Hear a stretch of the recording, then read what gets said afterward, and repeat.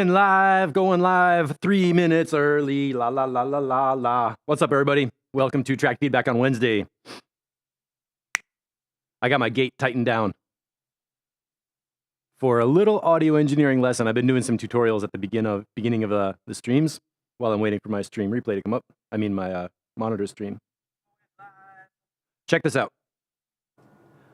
That is the noise of my air conditioning unit with the fan blowing, plus the mic turned up loud enough that it sounds, so I can talk from far away. Check out what happens with a noise gate.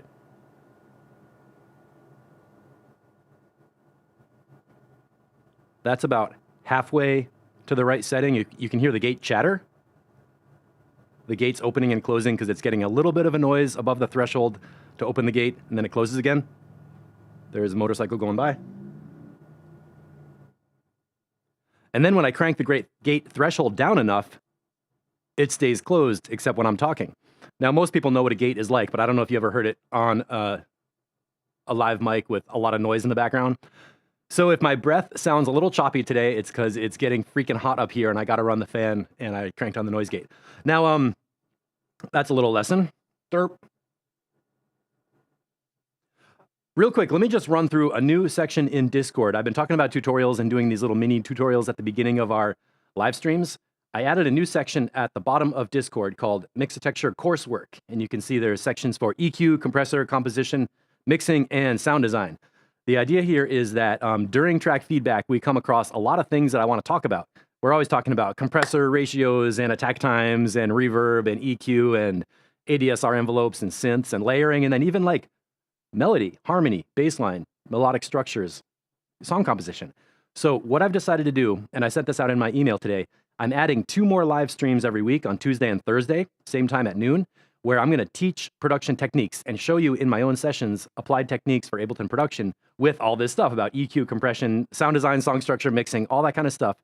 And on Thursdays, I'm going to run through some of the online materials that I have, like PDF documents with audio engineering and synthesis instructions and like real like formal education. So if you really want to learn this stuff, you can come into 2 other live streams and get some production tips. And then if you really want to like get into this in your own music, there are some online courses available at the Mixotecture member site where you can join the course, get the other materials, download the hands-on activities to learn by doing it with Ableton projects that I upload. And these sections down here for coursework are going to be for people in the courses to ask questions, post examples, like 30-second clips of the homework from the online courses. And then in the Thursday classes, I'll be able to do a Q&A live. So I'll basically be teaching courses live on live streams with some really cool stuff you can download to be part of it. And the videos are going to be free the first time. The replays are going to go inside the member site. So if you're watching from Australia or whatever, you'll be able to join the course, catch the replays, put your homework questions in here in the coursework in Discord, and get questions to your answers, so you'll be totally supported, because I expect you to actually use this stuff in your music.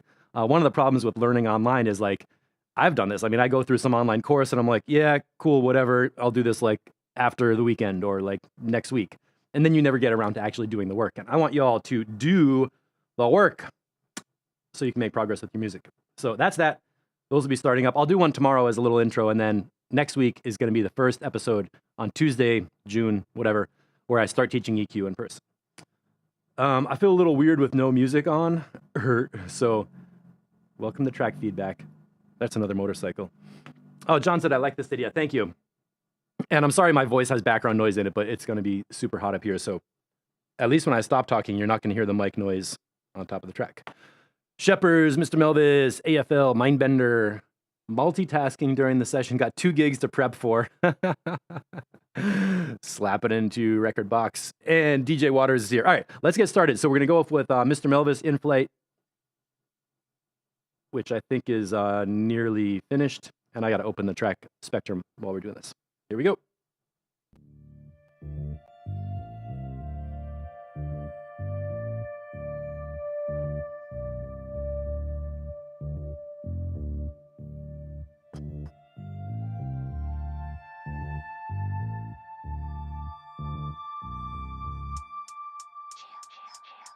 Everywhere I go, I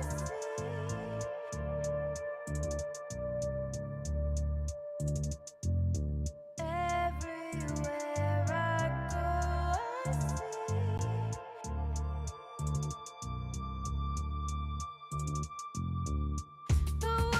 Yes.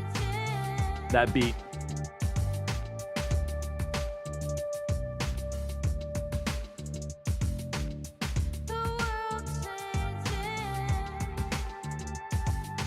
I'm going to push up this broadcast level a little bit. Don't care what you think of me. This groove is amazing. Don't care what you think of me. I like the snare drum hit coming up right here at the end. Takum. That's a good one. Mindbender, my new favorite track. Going out for mastering this week, yes. Oh, Ian, we all hope you're feeling better. I hope you can hear some sounds. And Todd, I'm not commenting on this because everything sounds great already. I mean, if I hear something, we'll let you know, but it's really sounding good.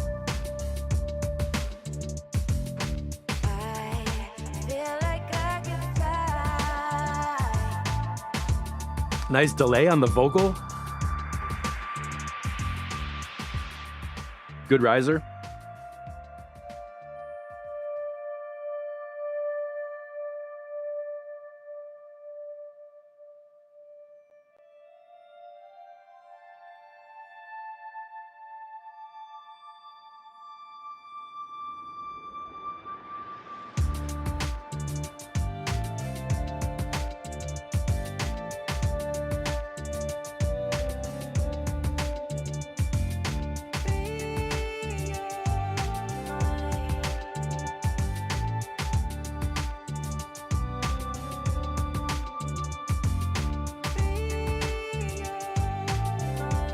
Okay, interesting comment from Max about the flute.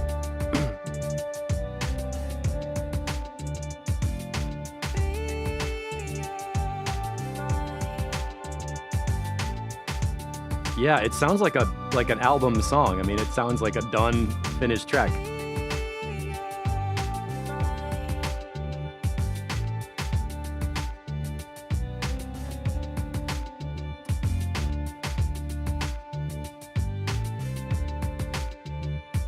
I like the breaks in the beat too. It's got a slow pace. And it doesn't get loopy or boring. The beat just feels like it's really like well constructed for the track. That vocal delay.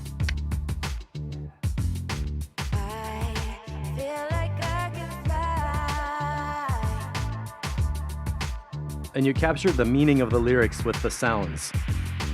Like, here we go, I'm flying. I feel like I can fly. There's the riser. Extra little hi-hats right there, I noticed that. How do we get to the ending?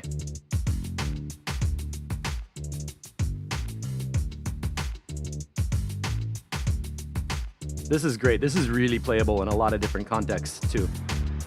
Can we have this one for the downtempo compilation? The correct answer is yes. Okay, let's check that flute thing.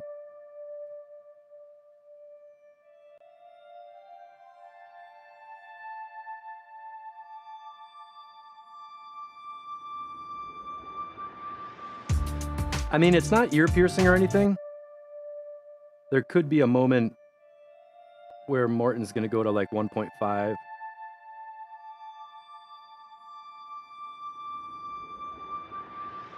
$2.3K, maybe some little notch EQs. The only comment I really felt was a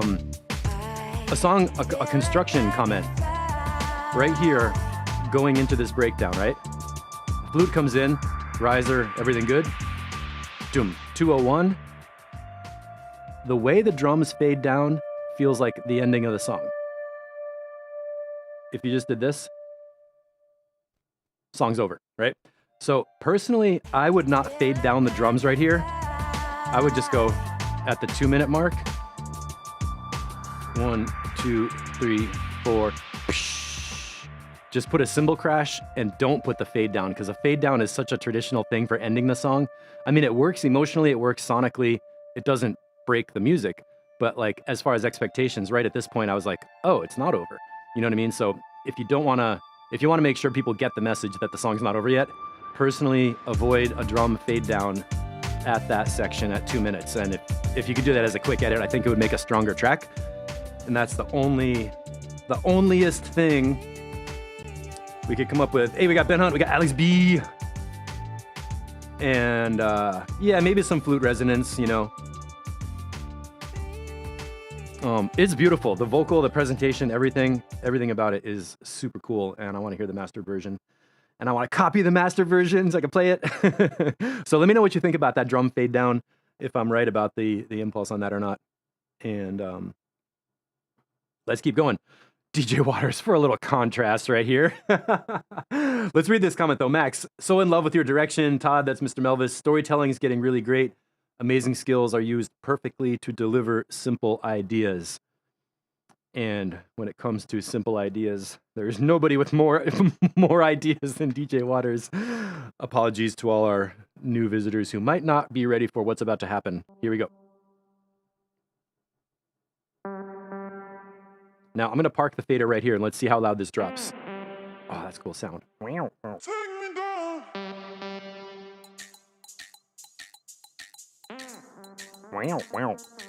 like those sounds.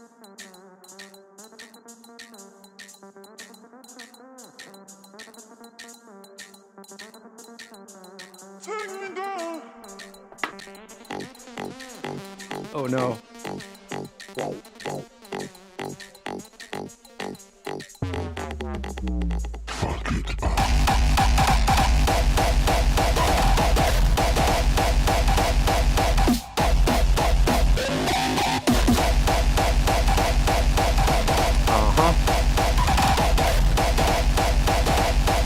Rocking the distortion.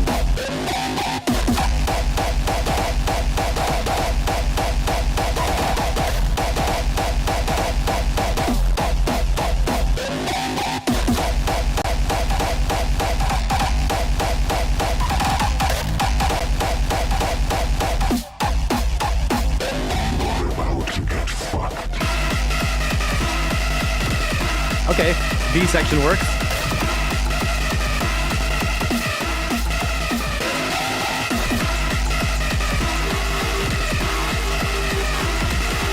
Okay, there's a little upbeat sound, like a tick that goes that came in right here, that high frequency one. Right here, that could be louder.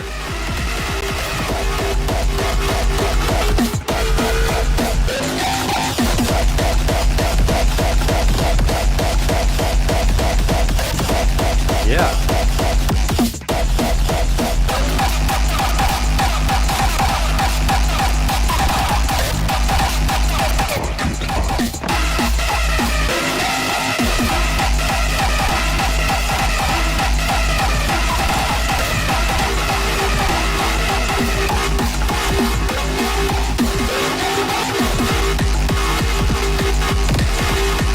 I like those kick drum rolls. I like those kick drum rolls.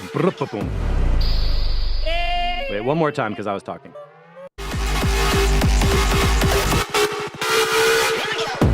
There we go. Make that. Here we go louder.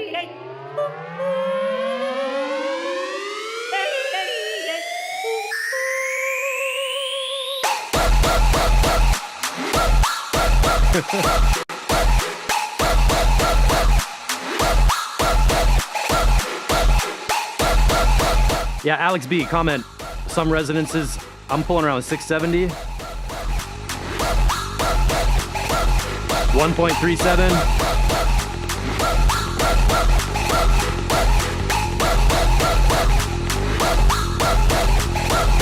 4,000.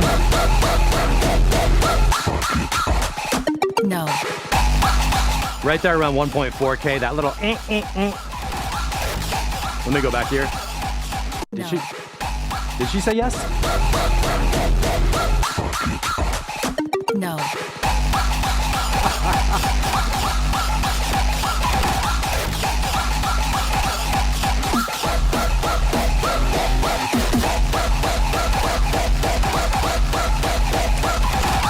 It's not too tame. Yeah. Wait, what just happened right there?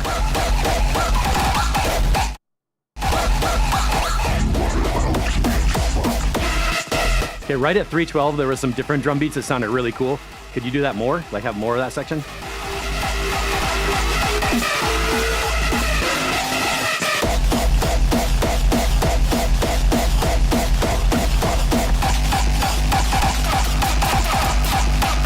All good so far.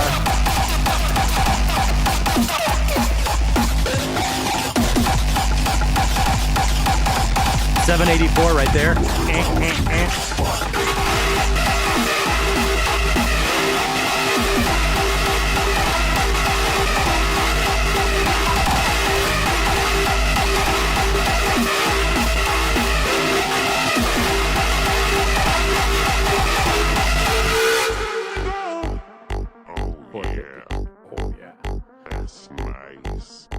What does that come from? Oh yeah, that's nice. Was that? Oh yeah, that's nice. Oh, that's nice. Okay, so the distortion is super cool, and overall the changes are really interesting. Lots of great rhythmic hacks, and I can hear the detail of the rhythm, like the kick drum rolls or like the da da da da. There was one section at 312 where I thought that beat was so cool I wanted it to stay longer. No, not here.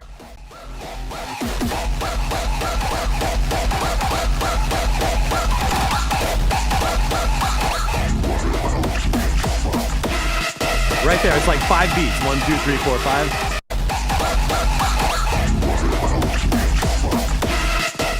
And you're like dangerously close to hitting up some drum and bass rhythms sometimes. Boom, ba, boom, ba, which might be interesting. My favorite moment. No. 254. What did she say? Can I go outside and play? No. Aww. So, and I like your note on this one, like, just kind of throw some ideas together. Don't think about it too much. Don't work on it too much and let it be what it is. So it's totally working. It's already playable. When you get your hearing comfortably in shape, watch out for some of the resonances we were calling out, like around 1.4 and then 4,000, that real scratchy, buzzy stuff. Or you could have your mastering person do that because they'll be on point with what you need to do. Let's check the ending again because I don't think we played all the way through. Oh yeah, that's nice. That's nice.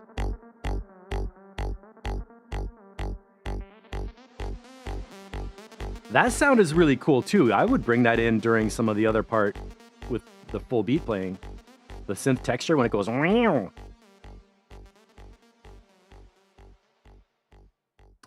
It's got to wait a week until you're better again. Yep. Oh, John, I've totally noticed the D&B vibes coming through. Okay, like the tempo is up there near fast D&B. So if you wanted to like maybe experiment with a distortion breakbeat at that speed, not to go into like drum and bass style, but keep the distortion kick on the fours, like doo doo doo doo doo, and then have some top thing going doo with like the distorted beats on top. Could be fun as like a little reference to like, oh, breakbeat, oh, now it's slamming, now it's distortion. And of course, the storytelling's really funny. What would happen if you put this lead on top? It's nice, like there's little changes in the sound, modulation, good reverb on that lead.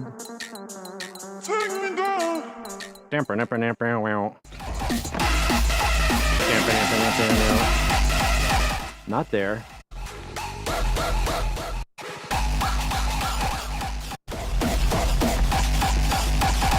Like around here, maybe that lead sound could work on top.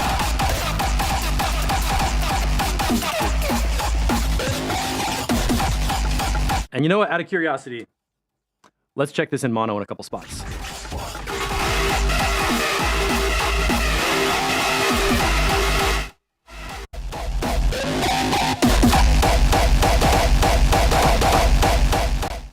Definitely grinding.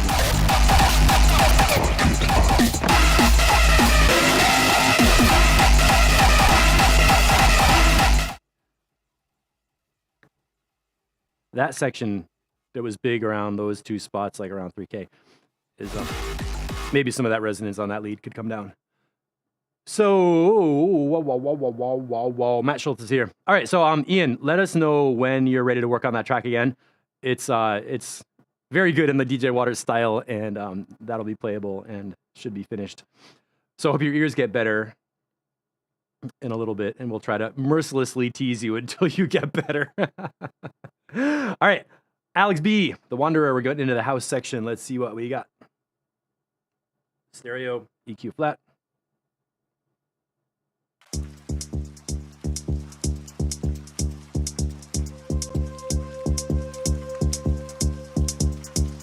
That's a nice lead.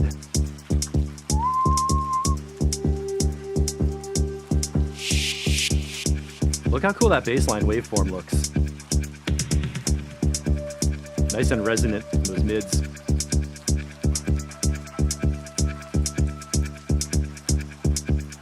Good atmosphere behind this too, the water kind of thing.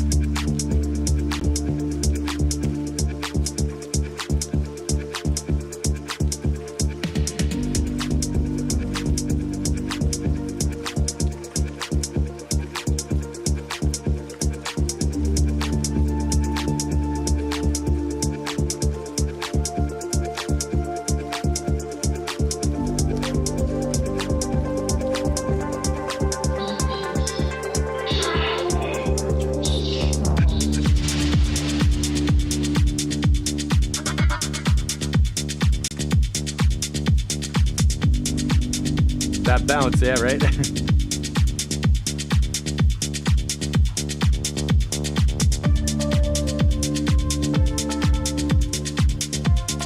The scratchiness of the percussion feels a little bit loud compared to the mids and lows. The mid sounds are nice and warm, and the lows have depth.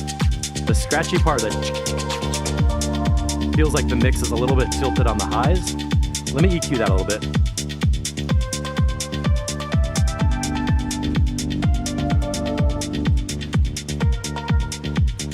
That's a 12 kilohertz high shelf EQ that I just took down like 4 dB.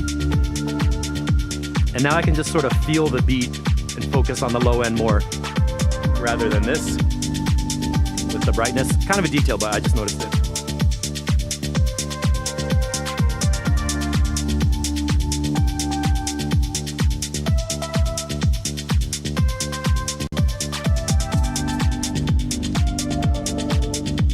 I think that melody could use a long, slow, bouncy delay to kind of fill up the space around the notes. It's a really cool melody, cool sound.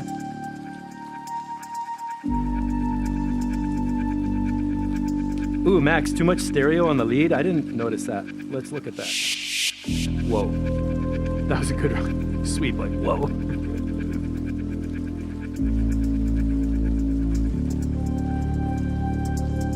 And Shepherds, I agree, the kick could be louder, 60 to 90 hertz. The kick could be like, oof.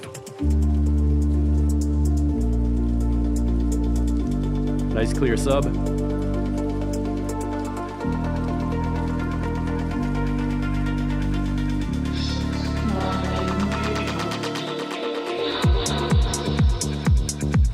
I'm gonna go up a little bit with the bass EQ.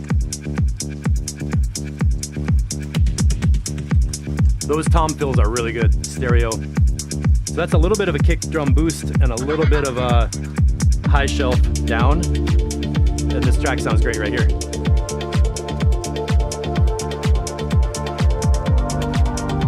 Let's check mono.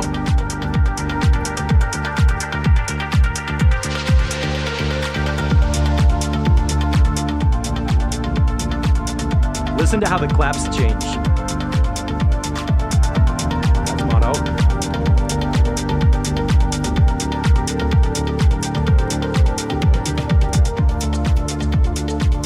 Tell me if you're hearing this. I hear when we go on mono, the claps get like a little bit of a flanger thing. Do you hear that? It's like, pew, pew.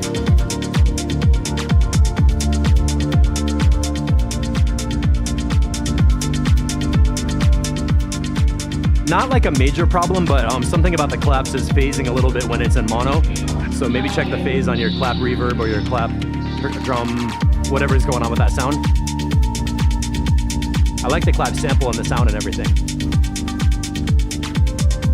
And I really like the groove, totally. The busyness, like the high end has like ticka ticka ticka ticka ticka ticka ticka ticka. Totally keeps you going. Oh, erosion on the claps. Make a layer where that's an effect that's volume down, and then have one clap that's mono that's just a little bit louder. So the mono signal is basically like more up in front, and then the erosion is around it. That's how I would solve that problem.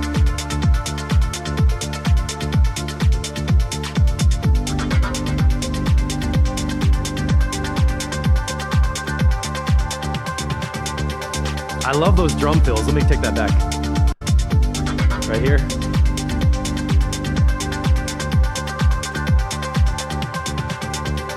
Booga, booga, booga, booga. Those could even be a little bit louder.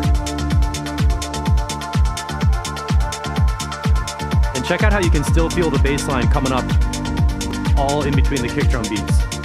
Oop, oop, oop, oop, oop, oop.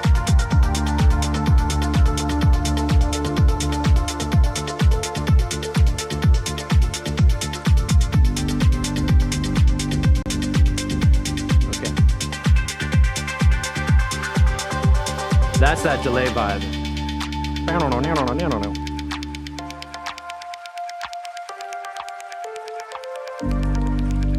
More delay on that melody, let it really ping around, I think.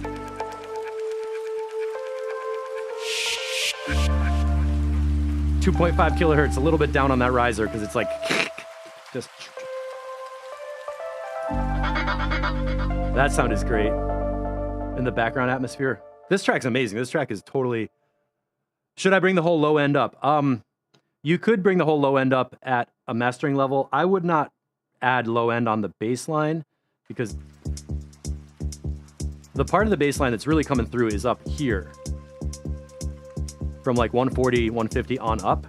Like at this part when you have the kick in the bass line. Boom, boom, boom, boom, boom. The bass line is going to be like the part of the bass line that's above 150 or whatever is kind of going like down, down, down, coming through the kick drum. So I don't think you need to boost the sub bass range of the bass sound.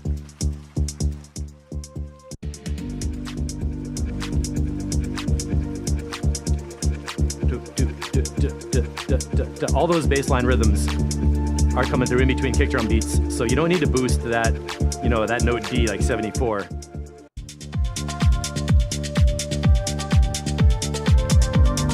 I would try just turning the kick drum up louder. Just take the kick channel up like, you know, enough that you can notice it, but not jack it up.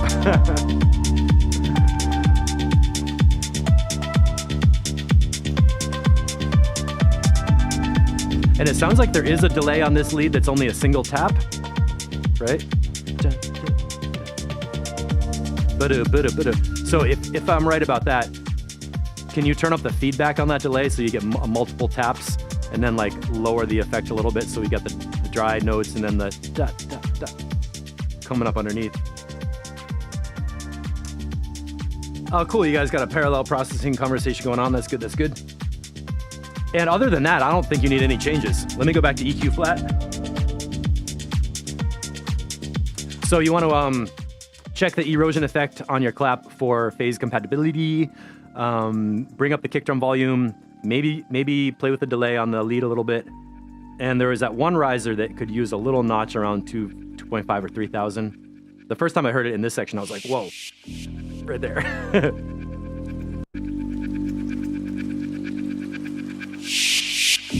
Specifically, the water is really soft and awesome. I can have the water like this loud, but get ready.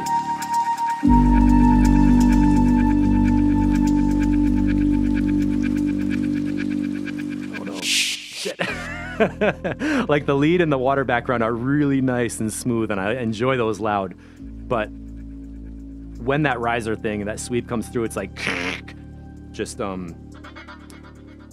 too much high frequency compared to the other things. And I gotta say, these drums, that's cool. And those guys are so awesome. We heard them over here again too, and they could be louder.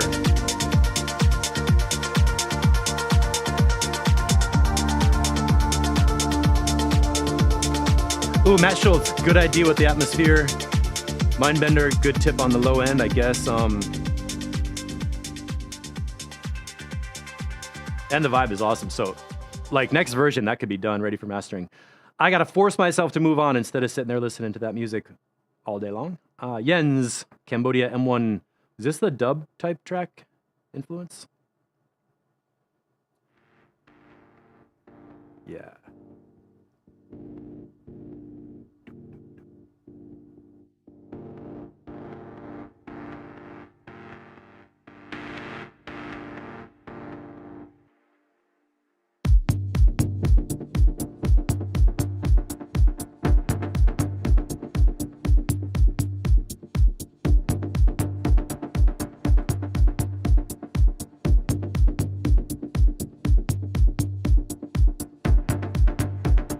There's lyrics on that track? Oh my. That's gonna be good.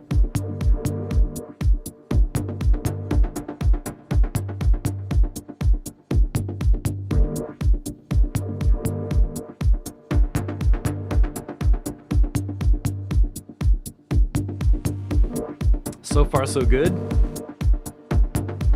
Yes, Matt Schultz, I did say dub. Ooh, that hi-hat. Okay, that new little hi-hat that came in at 110, can you make that louder? Right there. The hi-hat on the upbeat. A little bit louder.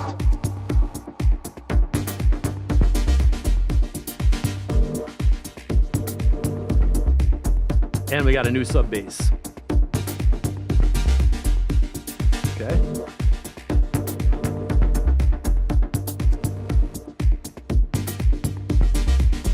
I like those stereo synth things.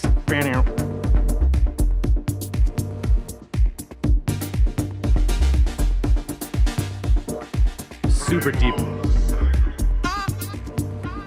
Wait, sorry. Super deep low end.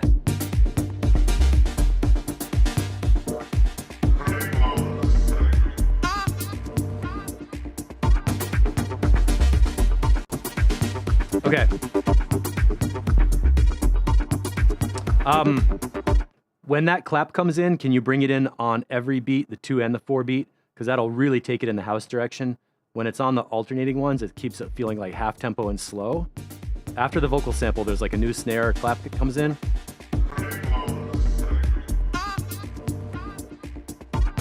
Right here. It's missing the second one. Clap. I would like that to be on every 2 and 4 beat.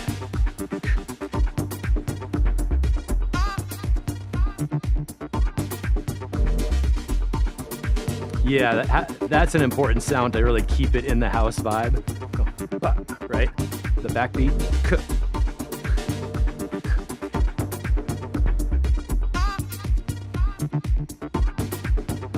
The synths are great. There's like a wiki kind of sound.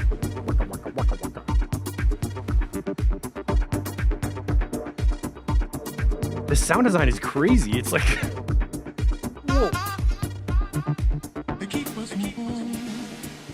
Oh, I like that.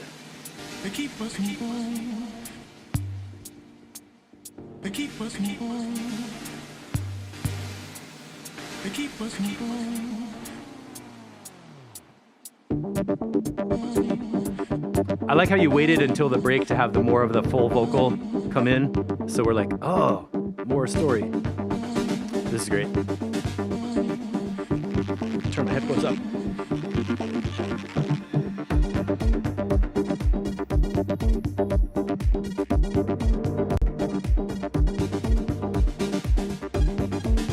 That sounded flat. That note sounds not the right pitch. Yes, right there. Okay, you got it. That's what we were talking about.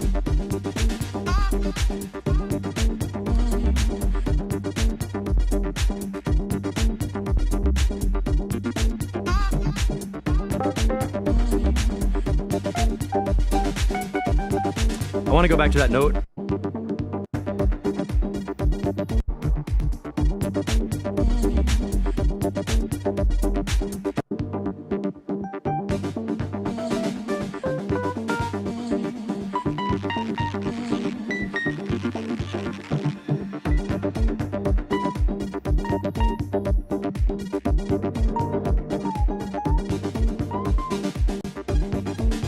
That one.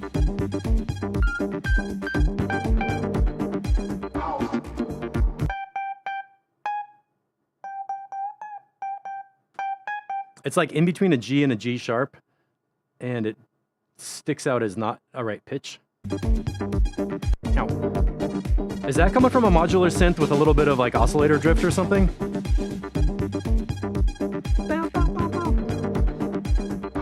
That, okay, actually it's flat, right?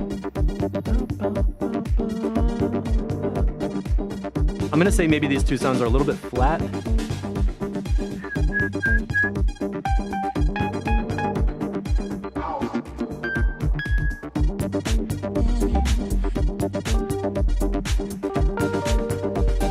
So if we're in G minor, I guess that's gonna be a sharp G.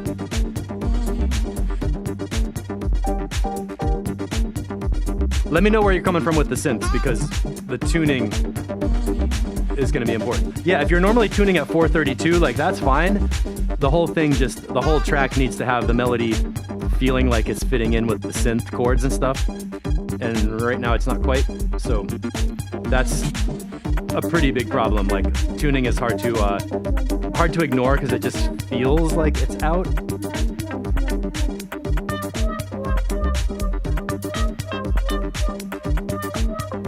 This second melody, wow, wow, wow, is really nice.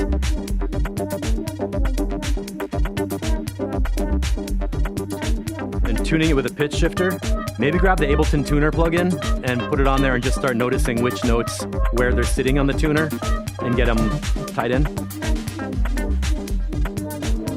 Because that scratchy lead synth is continuing and it keeps sounding out for me. But this new melody that came in sounds perfect. Right around here. This one, 357. Go wow, wow, wow. That new melody is so good, I would cut the top one completely. Boom, boom, boom, boom. That's dope. Yeah, so the top tuning thing and the replacing the claps and the missing part in the first section is like the only changes you need. The groove is super funky. It's got these clicks and stuff in there. Ticka, ticka. What is that? Ticka.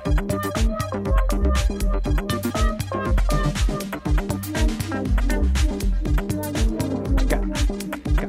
Yeah, that little like chicka chicka thing. Ticka. Super funky.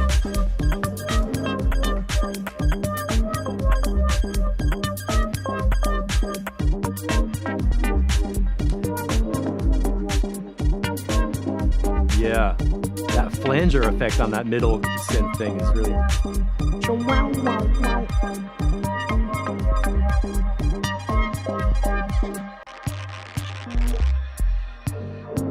How did you get into that breakdown?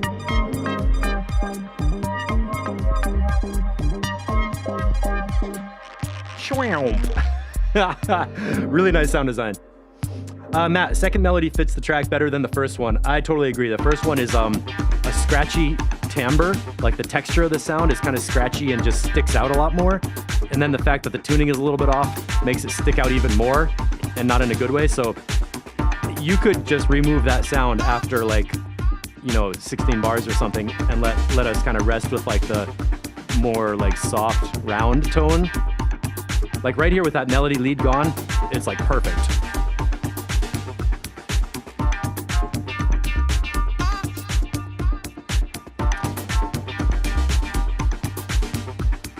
The beat is perfect. Ba-doom boom. How is that sub bass working for you guys out there? Boom, boom. I can get it. I can tell it's there. I would like to hear this on a big system. Kind of feel where that sub is. Boom, boom, boom. And let's see how we get out.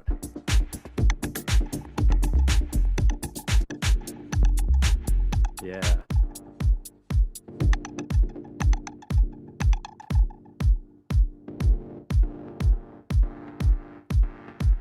I love it. All right, please get this track done because I want to copy this track. And there's so much good stuff going on here. Also,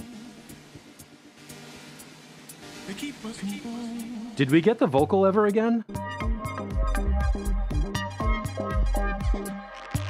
5 minutes, maybe structurally, if you could bring the vocal back around here and just do that same thing, keep us moving on so that we have like opening, a vocal blip right there, a second vocal blip. The voice sounded really good, and I think it added something good to the track. Okay,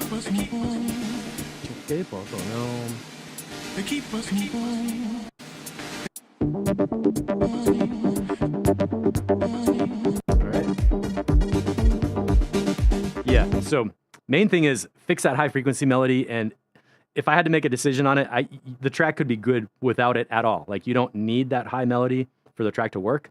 So if it takes more than 15 minutes to fix it, I would just mute the whole thing.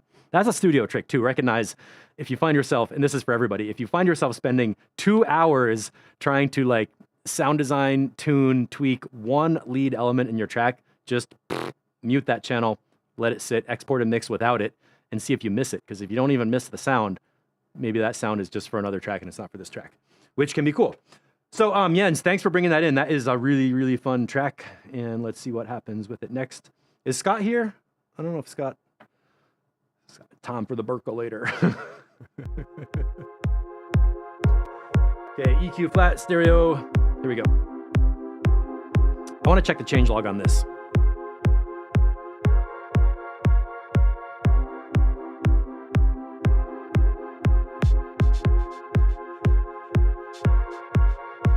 Okay, so some EQ, sub-bass, micro timing.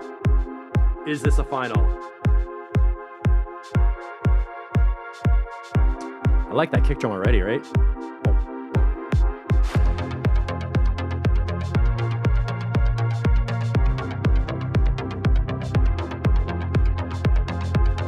Ah, Scott's here, cool.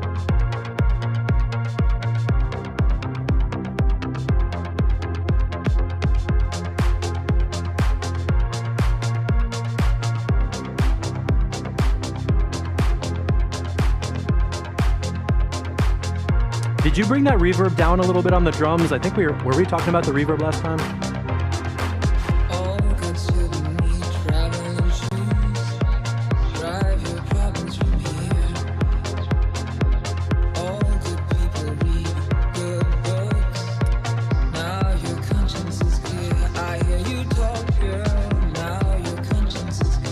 Yes.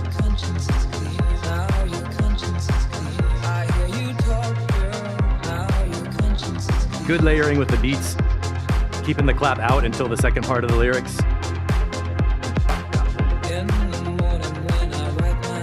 Ooh, the synth goes up an octave at the next verse.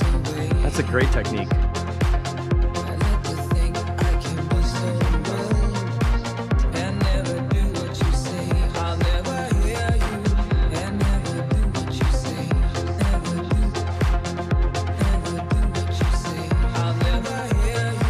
I like the vocal presentation a lot. It's just perfectly in the music. I can understand all the words, but it's not like a vocal way out front, you know?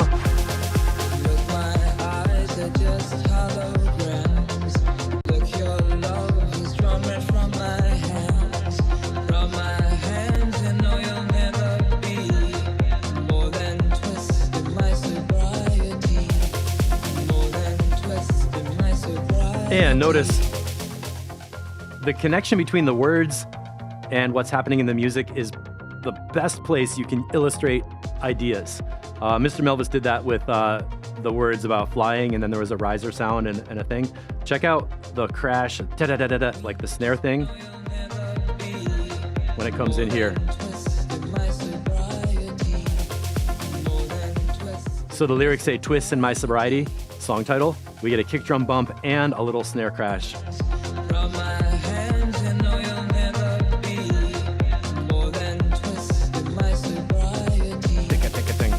I like that a lot. It's like, pay attention, that word was important, you know?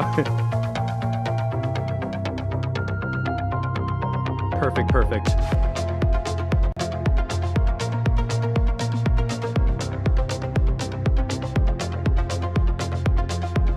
Really big and full sound.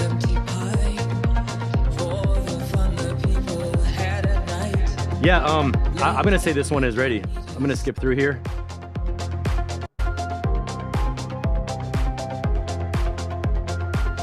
That lead is nice and spooky. It's not ear piercing. I think you EQ'd that a bit. I'm pushing the volume.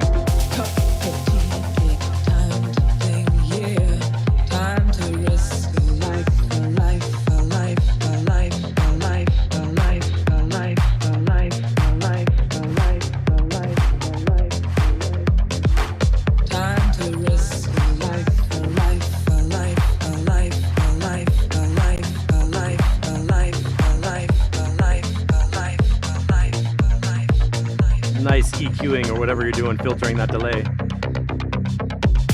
Oh my god. Look, my eyes are just holograms. Look, your love is drawn right Yeah, from man. my hand.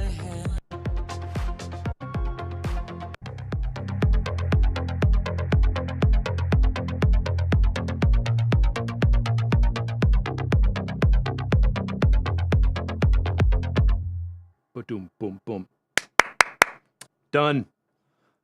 Matt Schultz plus 1 dB on the vocal, a heretic in our midst. My hands, you know you'll never be more than twisted my sobriety. More than twisted my sobriety. Okay, at that part, I do not think the vocal needs to be louder. Over here, Fun the people had at night. when the vocal is buried with the synth, at this part, you could push the vocal louder and it wouldn't be a problem, but I don't think you need the vocal louder. So Scott, really nice work. That's beautiful. Send that up for mastering because that's ready to go. All right, Jens, we did one from you, so I want to skip to people who are... I'd like to just kind of be able to play more people's tracks, so I'll leave that tab open and come back to it. Let's check out Donats sending some feedback through the dream world to Down Under. Mind your business. And that's a little analog love on the high end of the Donats mix. Let's do this. Check the changelog here.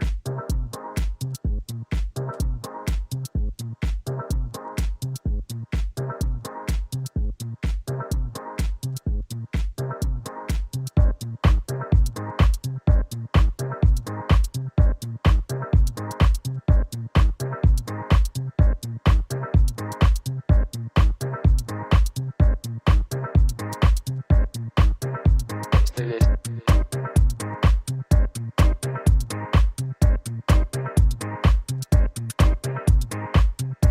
Okay, Matt, yeah, I agree with you about the middle part there, yeah.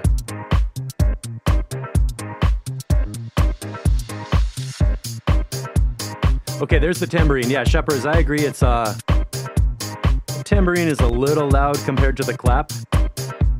It's kind of bright. Especially with that string sample coming in or the nice reverb on the crash though. Basement jacking, right?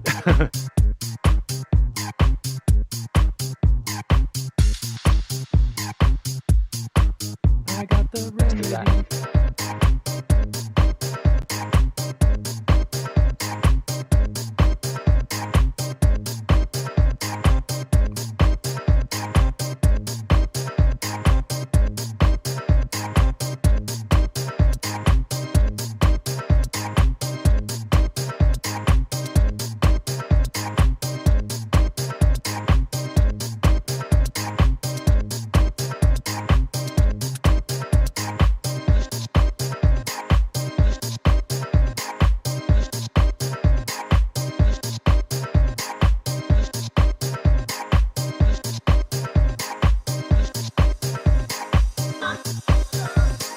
Let's do this.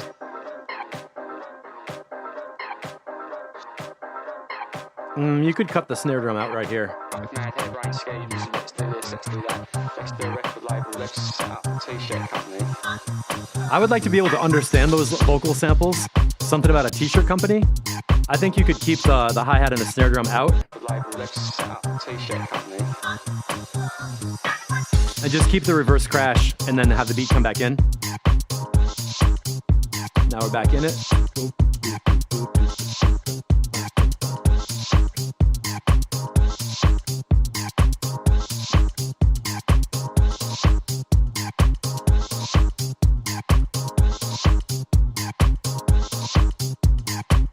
Yeah, some movement.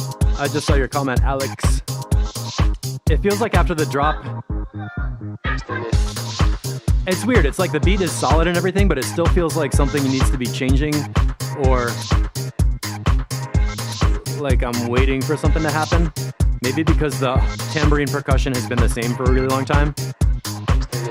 We're getting variation in the vocal samples and some of the mid-range instruments, but the basic beat just feels like the beat and the bass line have been kind of on a loop for a long time. So we could use some rhythmic variation, which I would go straight to chopping out a layer or just muting some of the percussion so it comes in minimal and then layers back in every 8 bars. If you could have something changing every 8 bars in the percussion, that'll go a long way to making it sound like the beat's moving.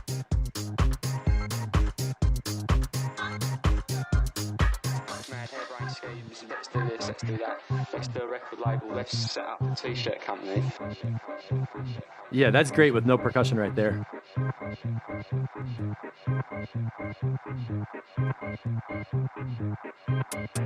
Working the delay.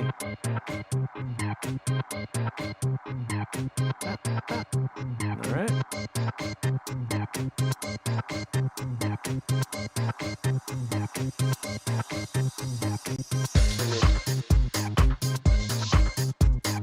That's a nice job with the bass line and kick drum. Like I'll get all the bass notes.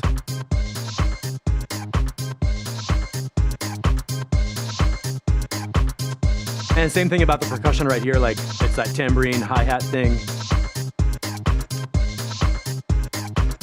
Like 558, bring in like an open hi-hat. You know what I mean? To kind of change it up.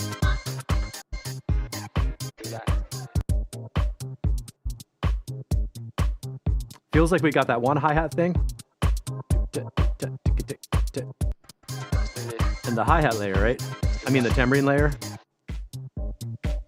So what I think you could do to make this a lot more interesting rhythmically is add like 2 layers of percussion with an open hi-hat and maybe another closed hi-hat or some other kind of glitchy rhythm thing, and then alternate them and change them every 8 bars so there's something coming in and going out. And like when you have a long section like this, define where is going to be the peak where all the sounds are in, and have that have like a little mini climax and cymbal crash or something coming into that, and then strip 1 layer away when you're coming in towards the breakdown. Like when we were listening to the that dub house track from Jens, there was like this glitchy, clicky little thing that was like a like a kind of clicky thing in there that doesn't have to be a loud sound and it doesn't have to happen a lot, but when they're just little glitchy things that pop in and out, it can make the rhythm super interesting. Matt, from a DJ point of view, sometimes it's very cool when a track is just having that tension without ever actually resolving. Tunes like this work wonders. So I would call it like a bridge track, like this one where it's you put it on and start it and it goes for a really long time without taking you too far away. So it's a very steady track. Like if you need a few minutes and you're like, shit, I gotta dig for a record, or I gotta do some other task in the DJ booth, and you just need a track that's gonna play, and you press play and go on, and it's not gonna like stop short or whatever. That's how I would think about this track. But that also means whatever level people are at in the room, they're going to stay at that level. So if you're at like a peak time jam and you bring this in and play like 3 minutes of this track, it'll be awesome because it has the groove, it has the beat, it has the mix, it'll work. But if you're at the opening of a set and you're trying to get to like a bigger buildup or something, this is not going to add a lot of energy compared to the track before it. It's just going to kind of keep people in the groove where they were before. So by alternating percussion and making the drum sections more interesting, you can pull people forward and be like, oh, adding energy. Oh, that new hi-hat. Oh, the ride came in, and give them those little cues where it's like building energy each time instead of just kind of staying at an average level. Hope that makes sense because it's a cool track, good beats, fits into that style. And let's keep going. Unstable version 1. Okay, got EQ flat stereo. Let's see. And thanks for hanging out with me, everybody, on this Wednesday afternoon.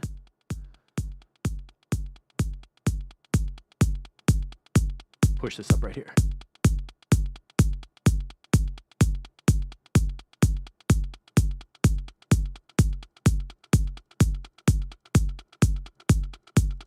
Right, you're finally making the tracks that you want to play out. That's a great feeling when you're like, I gotta get this out there.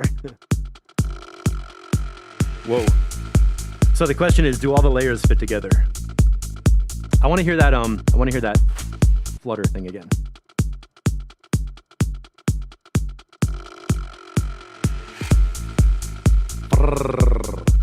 That was.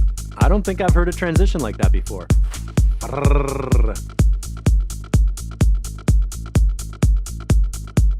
It feels like it just sped up too. What changed? I don't think the BPM changed, but. So it's at 128, right?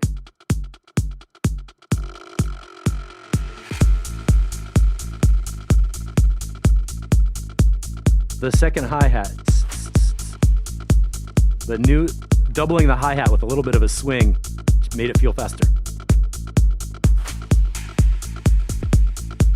Sounds like the ARP glitch rack. Yeah, a little bit.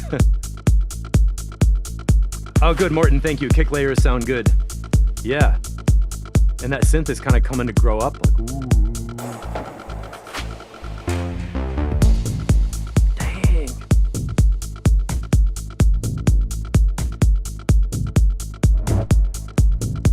I think the atmospheric synth could be a little louder.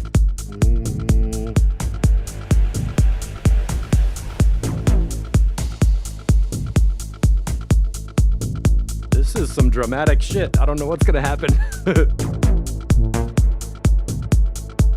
Okay, now that synth is growing. Good, good, good.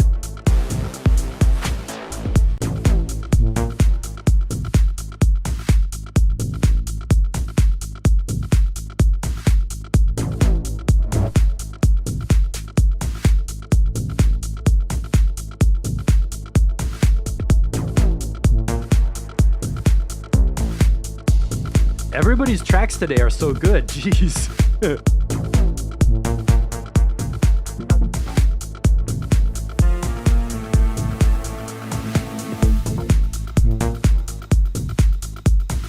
Yeah, man, this is nice.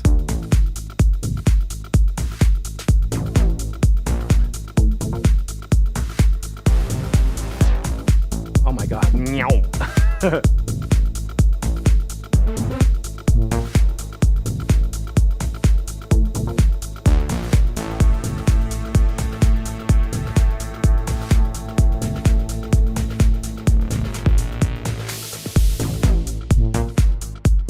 Tiny mix note.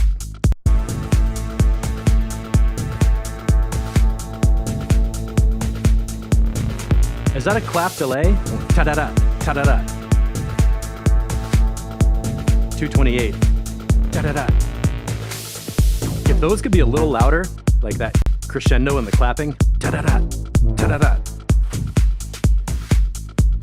Dig it, Mark. Great vibe and flowers. Real nice. Oh, flow's real nice. I thought you wrote flowers.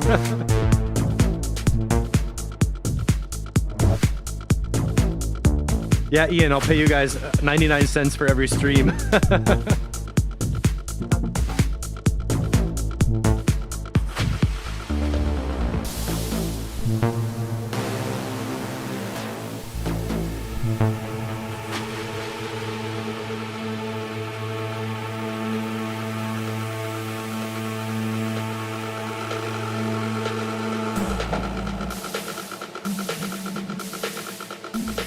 Is that a voice? Ooh.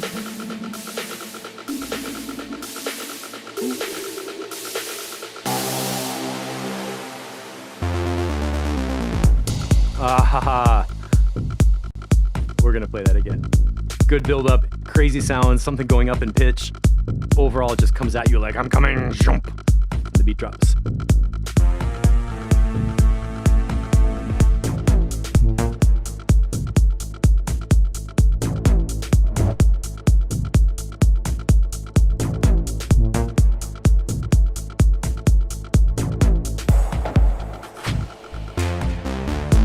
I like how there's a lot of different synth layers and they sort of just jump in randomly.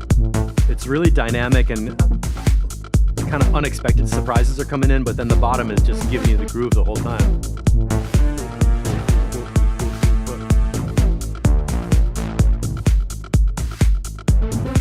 And the snare has some nice bite on it too. Yeah, constant movement, yeah.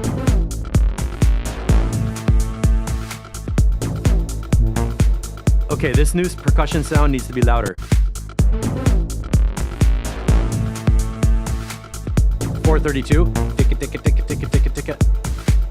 Kind of metallic. Can you make that louder, please?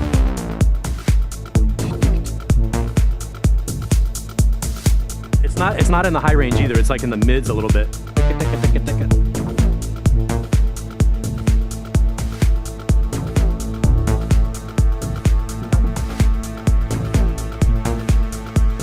The whole mid-range synth work is beautiful. Like all that stuff, when you get this mastered, the mid-range is going to just be like so lush. And it's nice that some of the synths are really loud and they come at you dynamically. So don't squish them, but whoa, just bring them up, you know, together forward. Oh.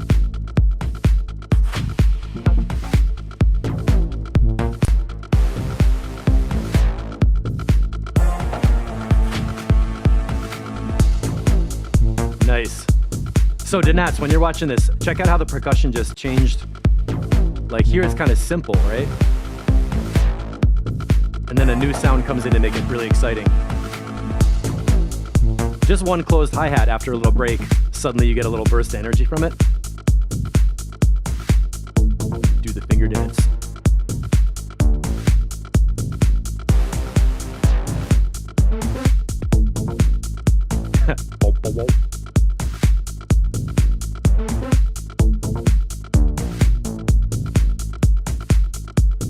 Oh, you're gonna do some parallel compression on drums to push them louder? Yes, on the high ticky ones. No, I don't think the kick needs to be compressed at all. More. The kick has like a super bump on it. It really feels like it's got like it's nicely compressed already. Wow, I didn't even notice that was 6 minutes. How cool.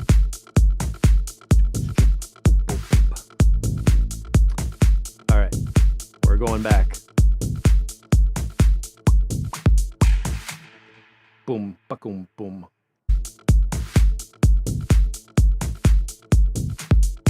Skip a beat.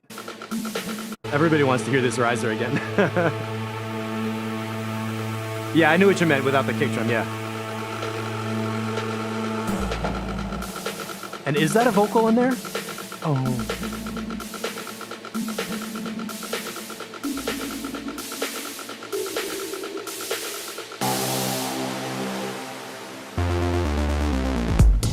I think that works best. The thing that makes that work, that last sound has a rhythm in it. It's like ding a ding a ding a ding a ding a ding a ding. What is that? And it leads you right back into that drop. One more time.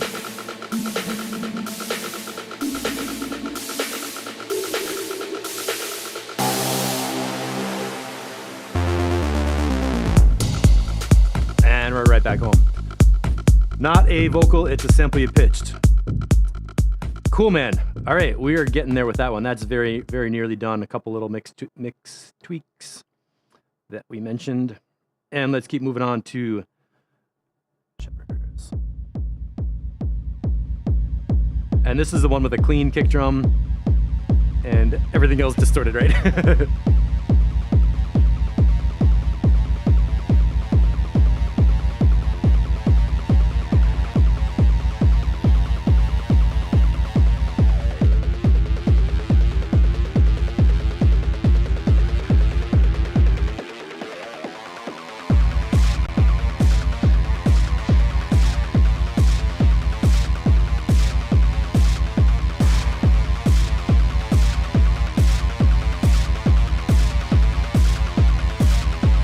I think I want more of the mid-range. Hold on.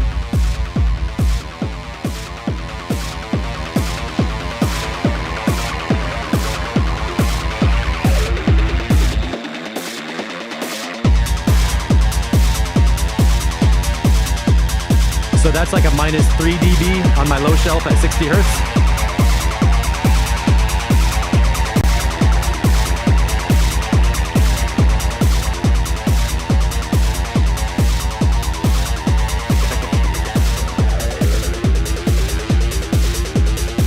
Oh my God, this is great.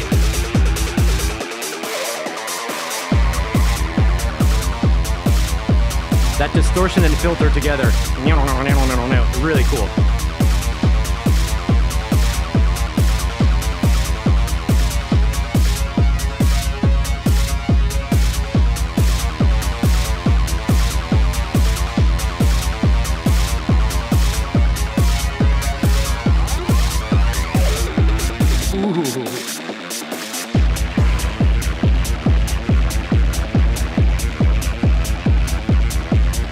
Yeah, my only note right now is going to be take the kick drum down a little bit, just so we get more of the mid-range.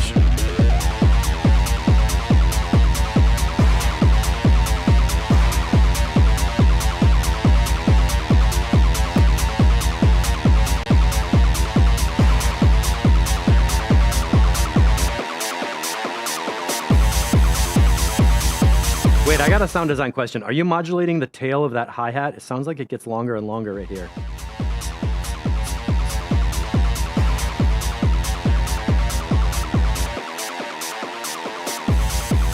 Did that hi-hat just open up and get longer?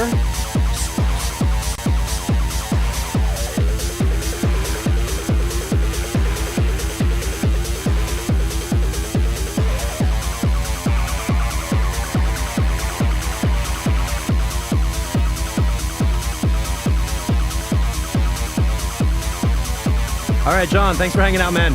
Good tracks.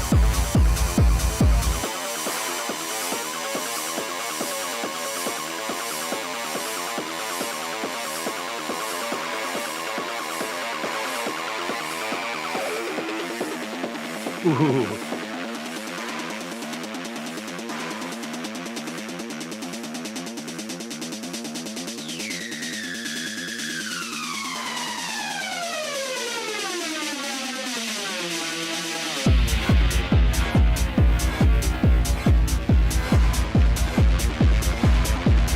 Okay, the hi-hat decay time got increased. That was super effective. I heard it and I was like, oh, it's dragging me in.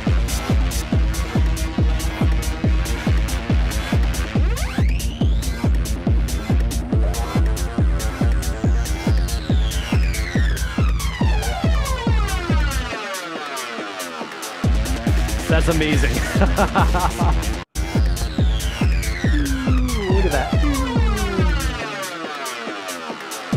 One more time in mono.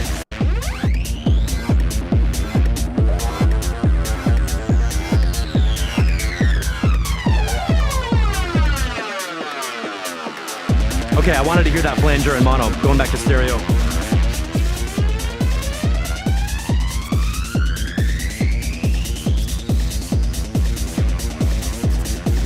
Yeah. And the fast hi-hats? Totally working. Some of that you might gonna watch out for up here.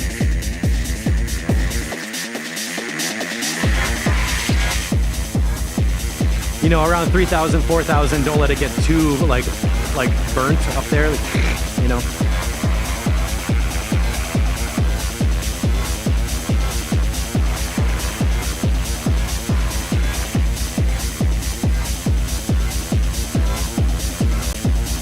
What are you doing? There's a sound that's like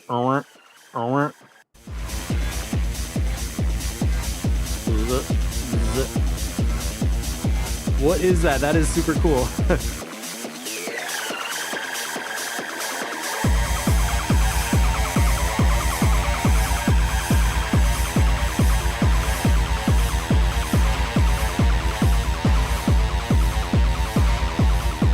You guys with the Pioneer flange or with a big yellow button, right?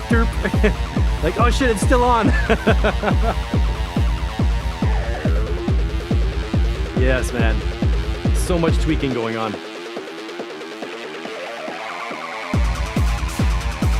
Totally.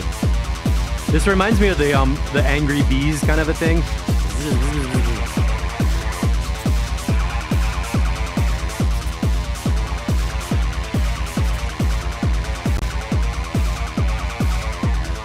Mixed in a rush. I don't know. It sounds really good.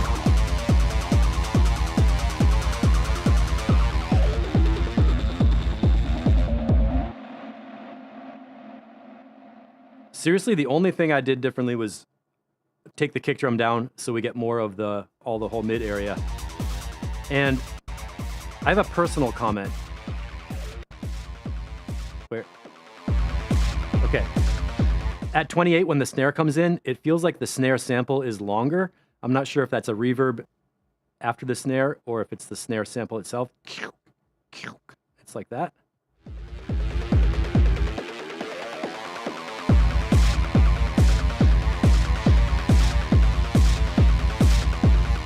Personally, I would cut that sample a little shorter so it's more snappy and not as much of like... Personally, that caught my ear. That doesn't mean it's a problem. I just sort of felt it. And I really like this, what the hi-hats did approaching this breakdown.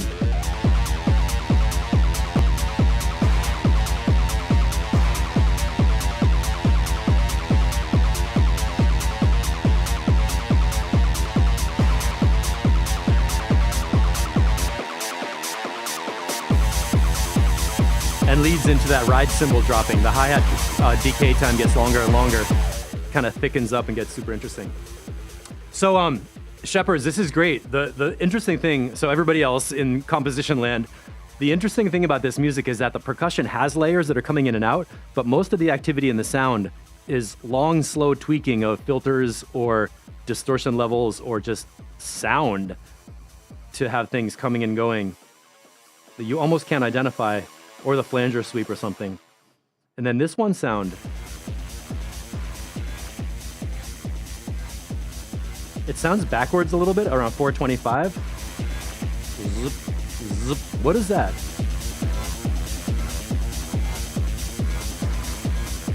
Zip, zip. You know what I mean? Do you know what sound I'm talking about? Zip, zip. I like that sound a lot. In fact, you don't have to tell us what it is. I just want to say I like it. Really, really nice. Okay, let me put the kick drum back 2 flat. And this is with the EQ flat. And the only problem with the kick drum so big like that is when I put it so it feels natural with the kick levels, I just don't have the mids and highs as loud as I want. So it's not like a mix problem. It's just...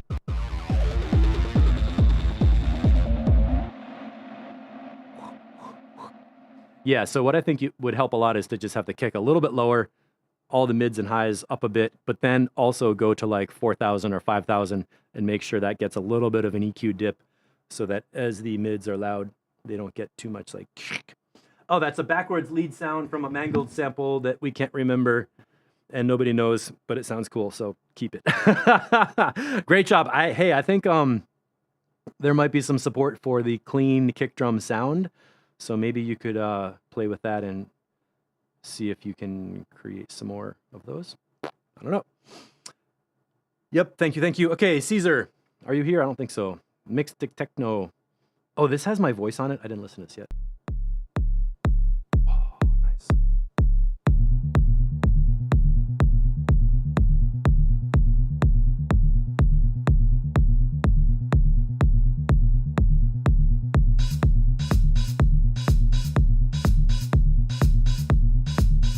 And this looks like a sketch, right? It's like a minute.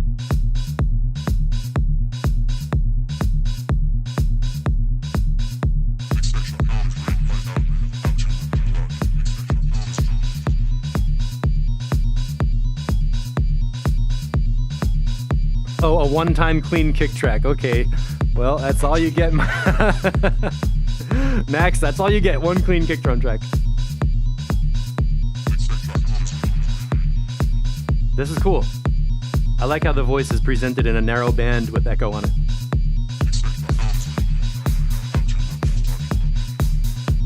Yeah, then layer up some percussion. Very bleepy.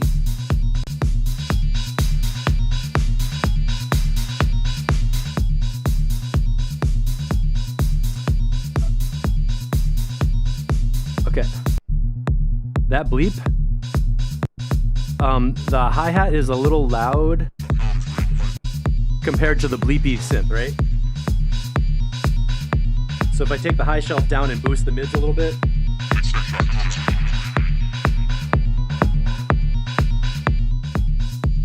whatever that little bleepy synth is, if you could bring that up louder and then build out more of the track with more hi-hats, more changes in the percussion, and take that little synth and tweak it somehow.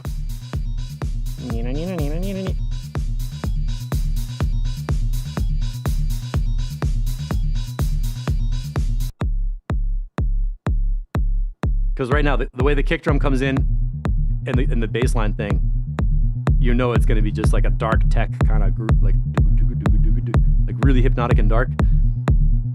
So this is great. If you could finish this out with like 5 minutes of kick drum, bass synth, lead synth, percussion coming in and going and changing a little bit, it's done. It'll be great and deep.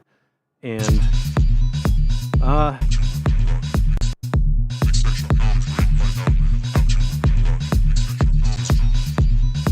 where you find out how to move your body? I don't quite understand the vocals, but that makes it cool in a way too. Yeah. That's a really cool start for a track. Please do more of that. And actually, if you could make like 3 tracks with that deep kick drum and a little bit of a bleep and a little bit of hi-hat changes and a clap or something, that would be a great direction to go for a little EP of deep tech stuff. What?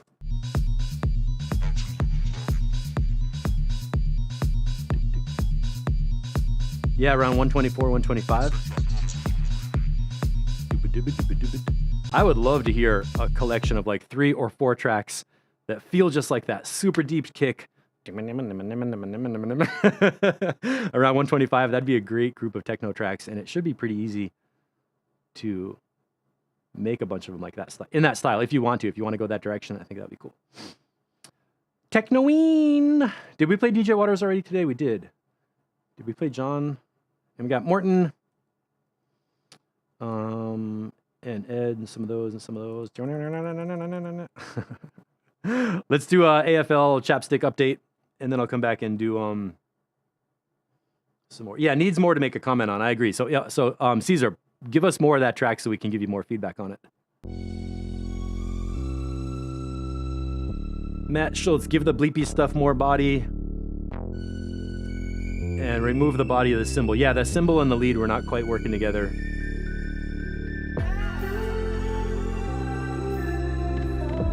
Let me check the changelog on this, because I think V3 we're getting close to being done.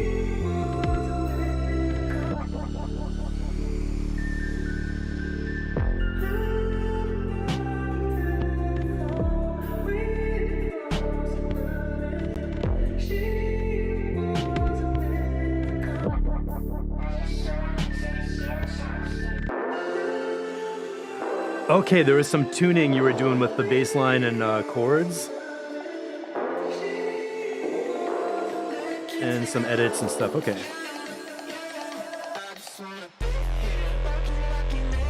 And something about the kick drum. Let me push up the broadcast level here.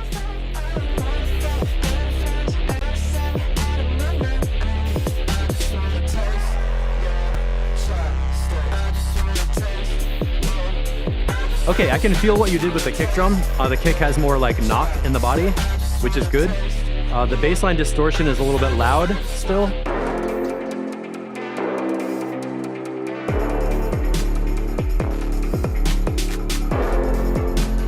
Going in a good direction.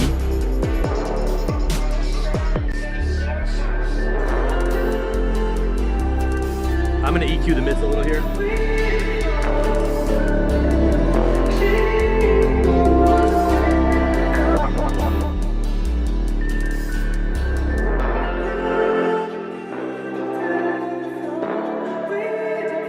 I was aiming for around like 900 or 1,000 hertz. It feels like that mid area is a little big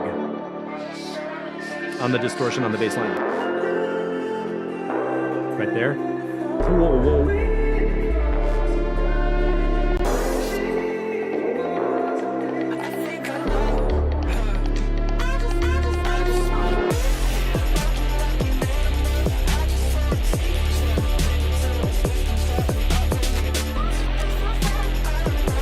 And that bassline distortion layer is getting kind of on top of the vocals. So Max commented about the vocal.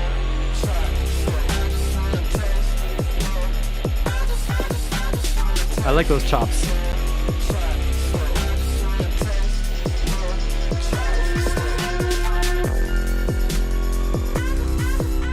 drums feel good. Yeah, that scratchy distortion layer basically needs to come down. And then everything else will open up a bit.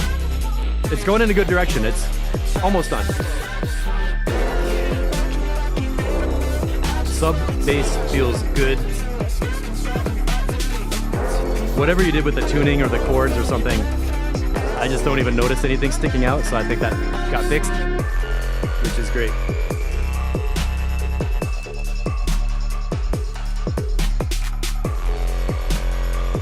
Oh, Matt Schultz, yeah, there are definitely clubs or places with a sound system that play this kind of sound. So, mono is important. Let's go to mono.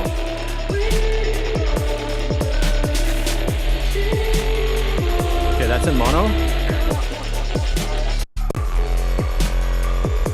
And stereo.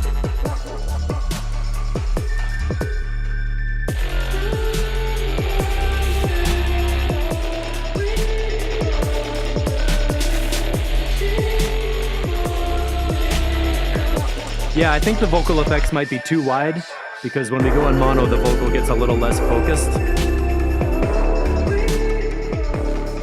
There in stereo, you feel like the voice is, you can hear, right? But when we go into mono, it almost feels like you're only hearing the effects.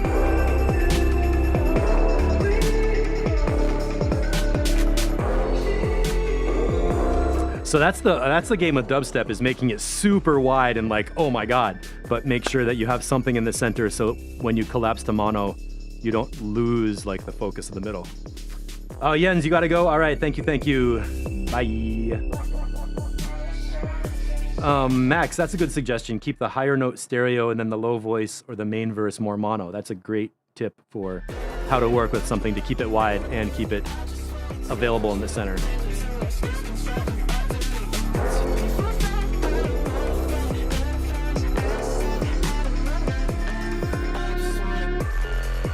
Cool sound design though. I like everything that's happening. I like all the elements. The main thing for me is the buzzy distortion on the bass line is taking up a lot of the middle and competing with the other sounds. This is all mono right now.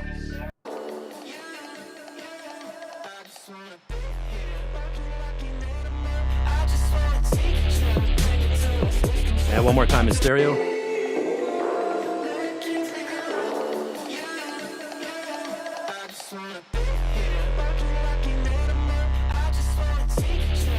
So right there in stereo, that voice feels big, right? But in mono,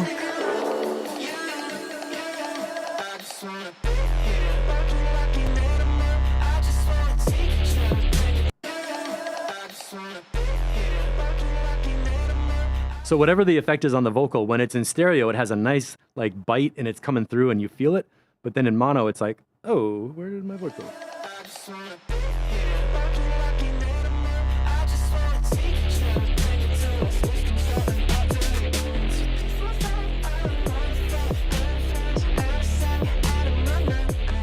So again, get a copy of the vocal in mono and mix it so it's nice and loud and in front, and then have a second copy with the stereo width on there that you mix in underneath it and around it.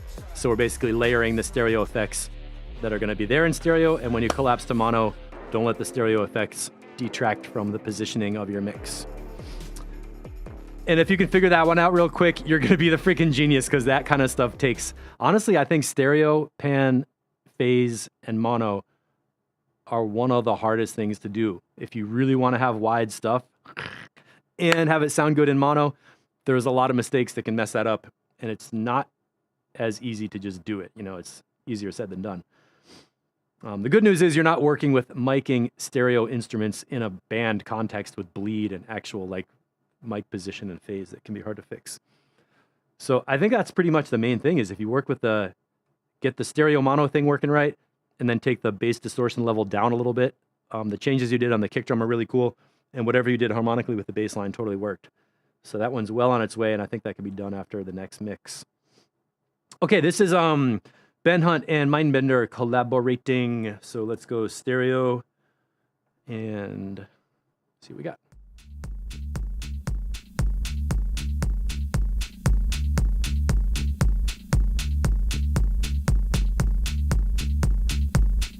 All right, Todd, thanks for hanging out.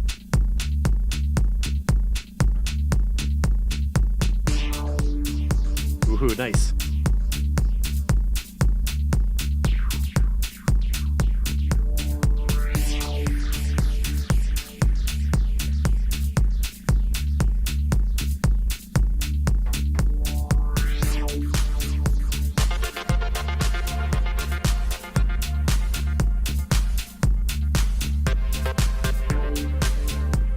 Big effects. Mono.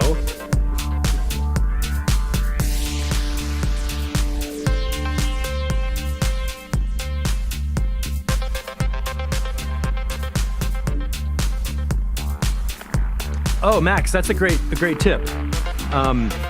Put a utility, turn on a mono, and explore it scientifically to listen to where it feels good.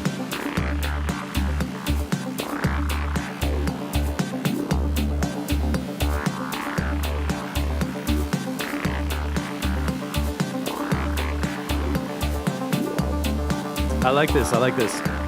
Wow, wow.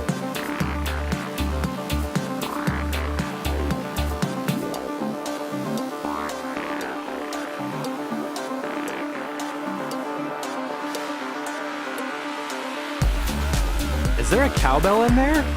Doop, doop.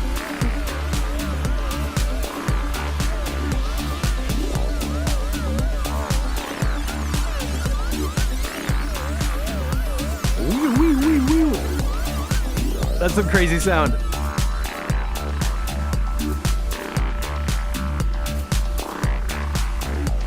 Super wet.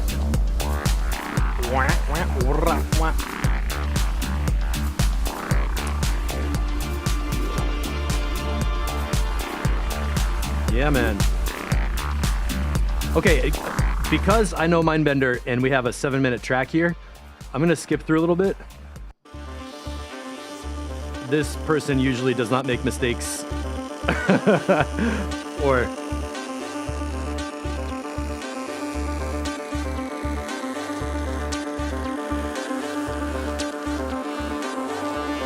okay, so Max looking for some more kick drum, baby. Kick drum definition.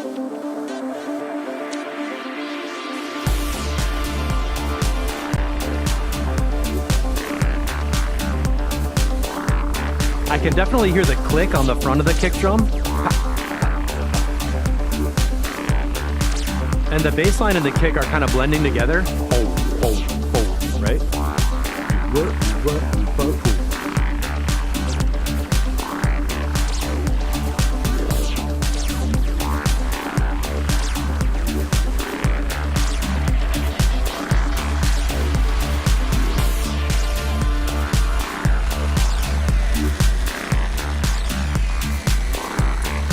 Yeah, I don't think it needs more kick drum, but maybe the kick drum tail and the sub frequencies like after the attack could be kind of big, like you're saying under 30 hertz.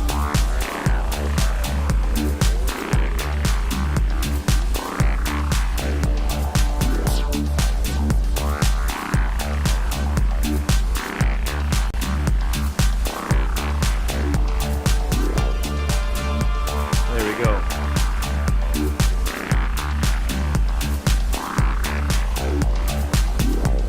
Big wet filters, I love it.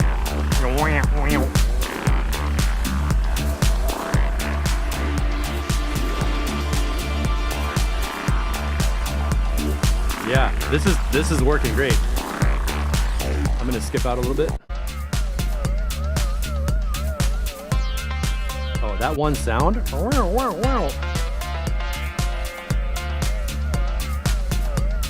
Right here.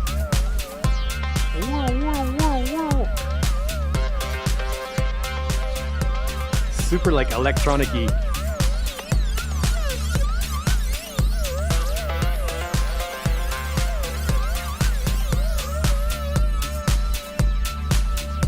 Whatever you're tweaking right there is super cool, Martin.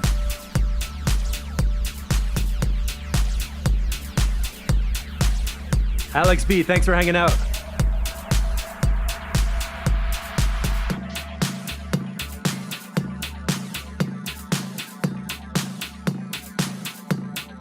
That kick drum layer feels weird. Conk, conk. That 160 area.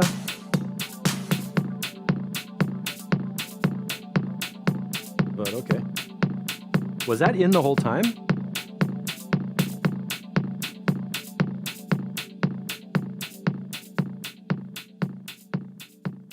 Oh, hit the loop switch. Huh. So that zone around 160, personally, that sounded kind of like boxy and weird. I think you could take that part of it down.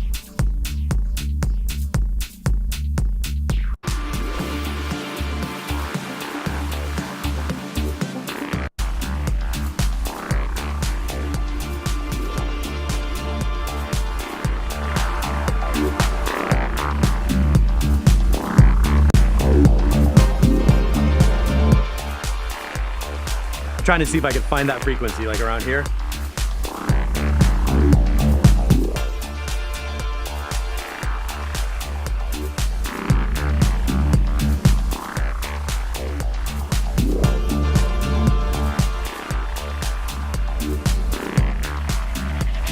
I don't know, maybe you could EQ a little bit from like between 150 and 200.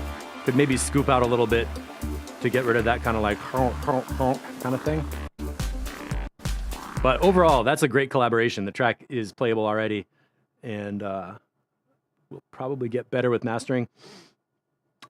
I don't have any tips. Maybe the sub-bass frequencies could get cleaned up a little bit. It keeps moving. There's really cool stereo effects and sound design and synths moving and all kinds of stuff. So, sorry I can't give you any better feedback on that. I'm just like, I don't know, 160 hertz. Now it sounds like in a club. When I was EQing it sounded like in a club. Okay, cool. Ed 808, who else is here? Is there anybody here who I didn't play your tracks yet? Jens, let's do Technoween. This is a early version of a Halloween track for DJ Waters, who's like 7 months early for Halloween, but okay. I'm scared.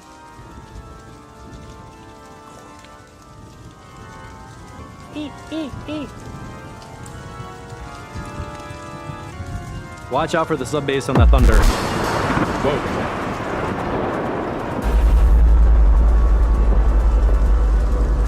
Oh my god, he's gonna kill us all.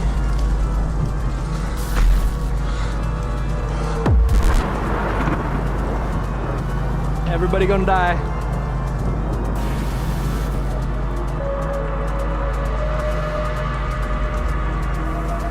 Earphones required for Technoween.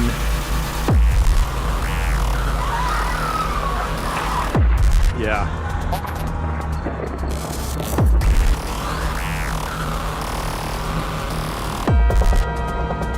That kick drum sounds good if you can get some of the low bass out of the thunder and stuff before it. Damn, that was crazy. Shit.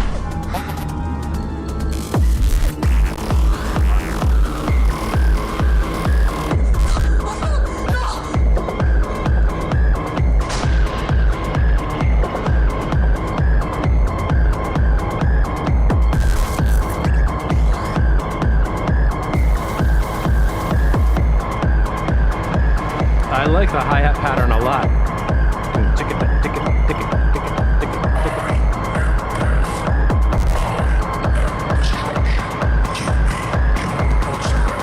That voice is cool.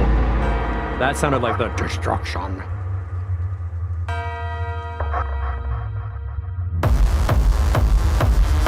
Oh shit.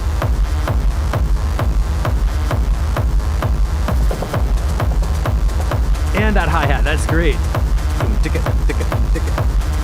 The little hi-hat could be a little louder here when you get your ears back. And wait.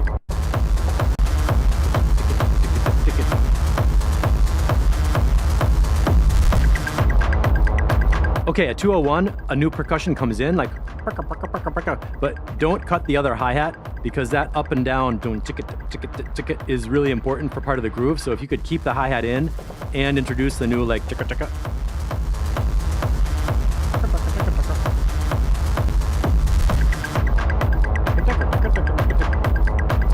Jock Govers, how you doing?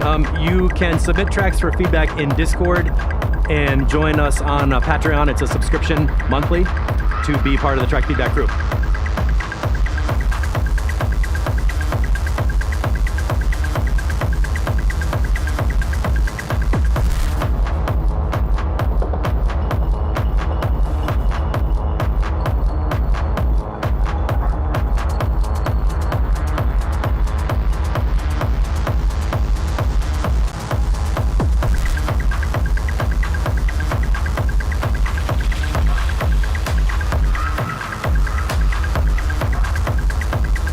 Okay, I just dropped some links in the chat for you.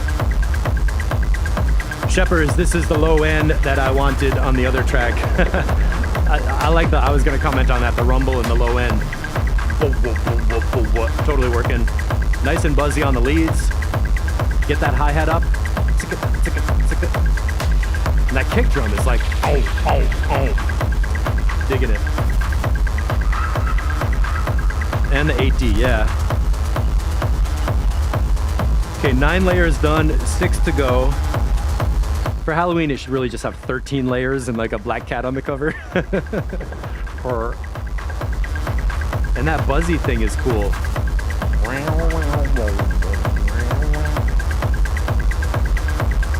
All right, it's cool. What else happens in here?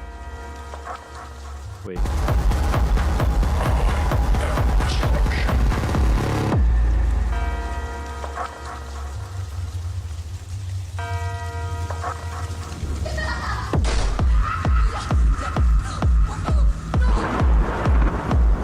That is definitely... Oh, right here.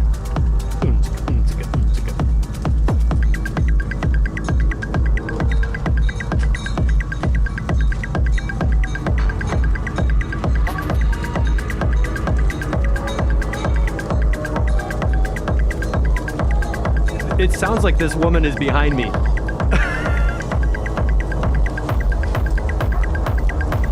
Shepherds, the bleepy chirpy sound, is that the one that's right here?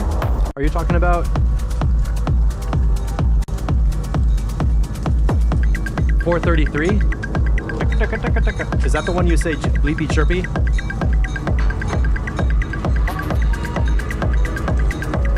This is amazing and horrible at the same time. I mean, horrific, like, ugh.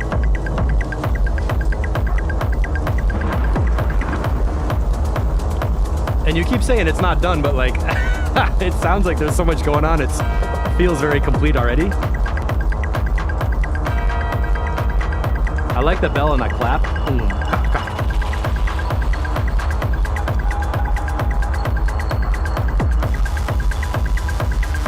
And that buzz layer is good.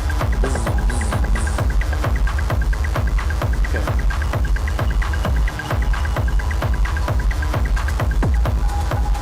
This one makes me feel like DJ Waters is like up in a black tower just making tracks by himself, like eating birds. Bring us another bird. It's great.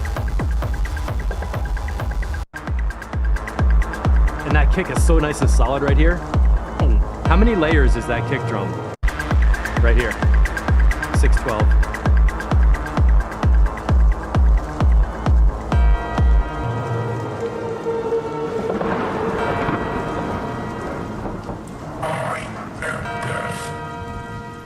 Yes.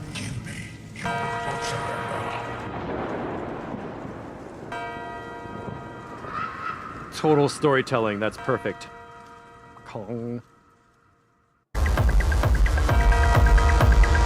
And listen to how clean the distortion and the kick together, they just fit, right? And then the buzz goes away and it's just kick. I'm impressed, man. Creepy organ.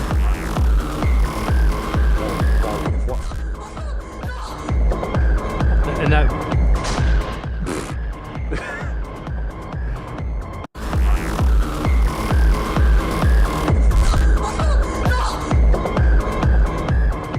I don't know how to describe it, but when that voice comes in like behind me, I feel it like behind my shoulder, like in my body.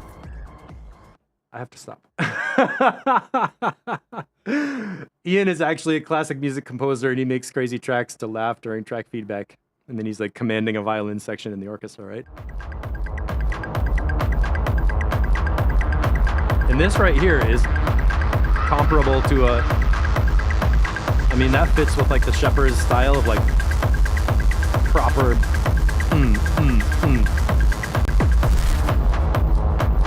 And what I mean when I say proper is like, it's continuous enough that you could play it in a set with other techno where people are just really zoning out in the sound, and it doesn't have like too many changes that throw you out into the chaos like the Frenchcore, which is cool for Frenchcore, but in this style of like deep dark tech, once people get into it, they want to stay in it and they don't want to get like segmented into different storylines or too many changes. So it's nice to have something you could sink into that has, like, the chaos is like an emotional chaos, but it's not structural chaos, if that makes sense. Oh, okay, there you, Shepherds, the best techno track of yours so far. That's the comment.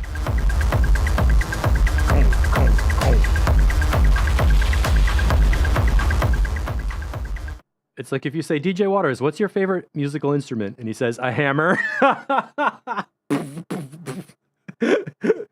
And I mean that in the nicest possible way. All right, let's wrap it up with some Ed 808. And Morton, let me know where are you at with Sandra's tune? Are we playing this for feedback today or not? Let me know if you need feedback on that.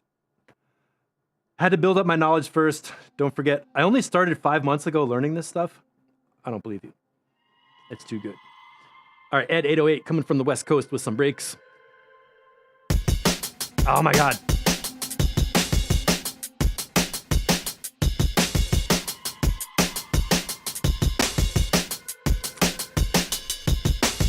This dude has the clean production down.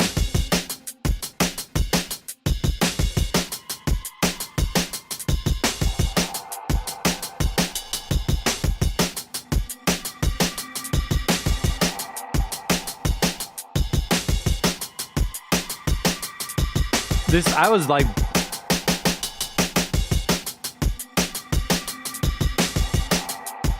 this sounds like 2001 vinyl records to me.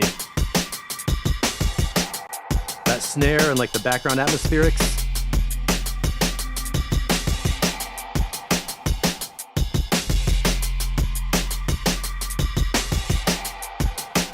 What was that label? Moving Shadow? Feels like a Moving Shadow record. In a good way, too. Look at that bass.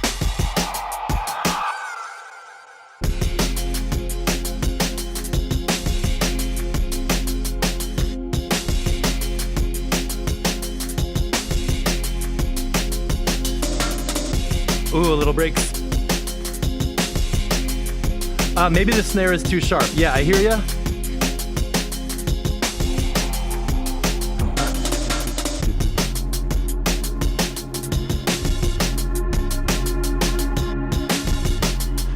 I think for the genre, though, the snare is really hitting. It's like metallic, like ka ka.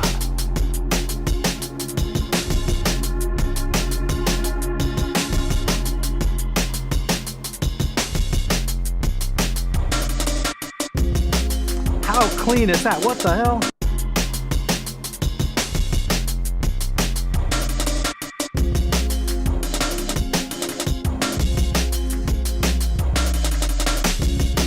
Look at that sub action. Okay, that one definitely at 2.7K is too piercing. Listen to that. That one little clink at 2.7, Ed, is like, count, count. I would notch that out. Ooh, Shepherds does not like the pad sound. Why?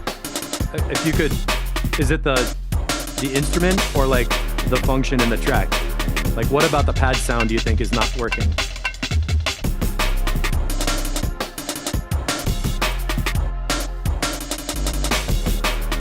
Drum breaks are great. Except for 2.7K.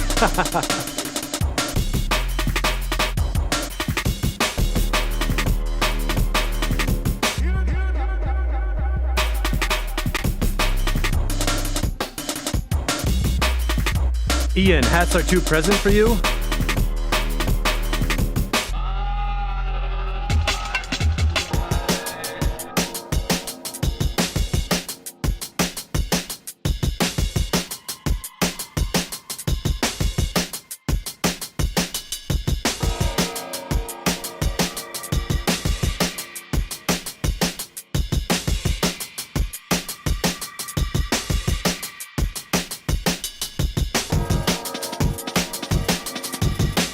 Those tickies. Ticky.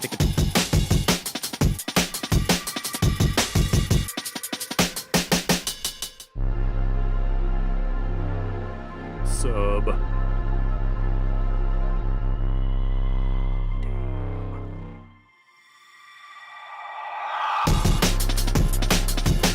All right, so Ed, this is playable as it is right now. There's a little bit of EQing on a couple of the drum samples, and I think this atmospheric pad synth could come up a bit because the drums are really sharp and cracking, and the atmospheric stuff is not going to take away from anything else. Like the sub is in its low range, the drums are cracking. I think the pad synth thing in general could come up. Let's check mono.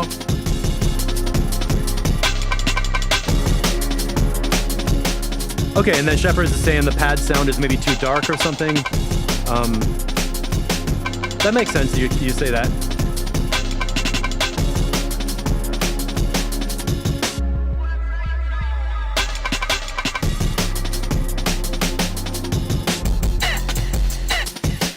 And that vocal sample is a little bit chirpy, also around 3K. Chant.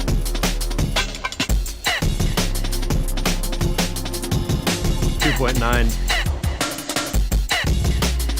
Right there, that 2.9 and the 4.1K is a little bit like chant, you know? I like that sound nice and loud, but just put a couple tight notches in it.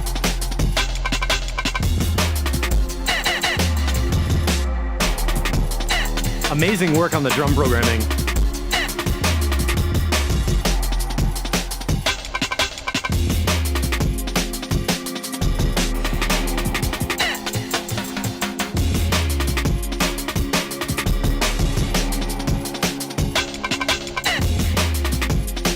The drum mixing and stuff is great. All the different layers of drums coming together.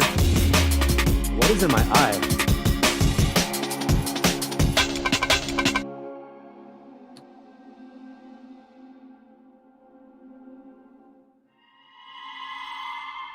Yeah. So overall for mix notes, all I would really do is bring up the synth pad layers and do a little bit of notch EQing on a few drum samples and on that one vocal sample. And the rest of it, I think, is going to be done. And I want to stop and just listen to what is the kick drum doing and how is it different when the sub comes in. Because this style is more like sub bass is bigger than kick. So the kick is going down deep.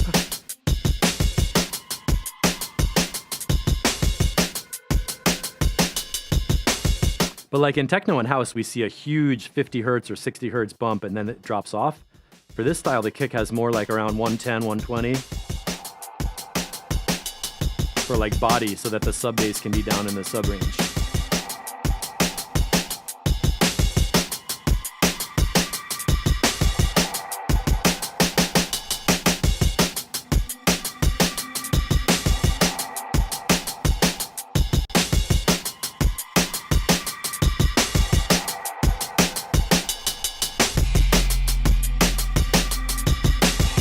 And then the sub bass fits in nice and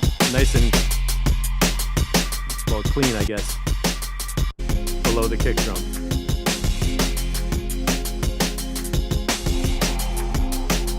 That's great.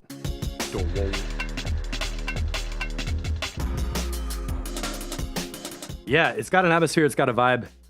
It's great. A simple knocky kick does the job here. Okay, is Morton still here? I didn't hear back if we want to have feedback on Sandra's dance tune, so let's check it out because we got a few minutes. Thanks everybody for hanging out. 8 people watching after an hour and 46 minutes. Here's a good example of that big bottom kick drum. Bo, bo.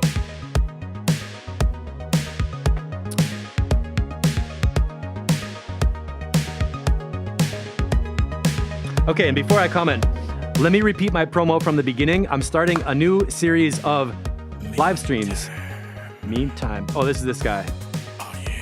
Okay, let me pull this down. I'm doing new streams on Tuesday and Thursday to teach Ableton production techniques, meaning on Tuesdays, I'm going to show you my own tracks and how I do my production, from sound design, song structure, and mixing, and I'll pull out details from each one of those. To organize it, I'm going to do it month by month. So in the month of June, we're going to focus on EQ and filter. I'll show you all different channels, actual EQing different sounds, and then for support for people who want to really learn this stuff and go deeper, on Thursdays, I'll be teaching my online courses on live video, showing you audio engineering theory during this part about EQing. When we're doing a sound design thing, we'll go into synthesis and all about filters and amps and stuff. So that way you can get some production techniques of how I use this stuff. You can learn the theory and practice to do it. And if you really want to learn it, you can join the course, download lessons, learn by doing it inside Ableton with the guided projects that I make, and get some other support stuff with videos and PDFs and stuff. So that's coming up, and I'll do a little intro on it tomorrow. Then we start on Tuesday next week. So if you want to learn some more about how to make tracks, this is the place to be. All right, Shepherds is going off to shred some distorted hellish kick. Let me check the changelog to be fair with Saunders' tune because I'm talking on top of it.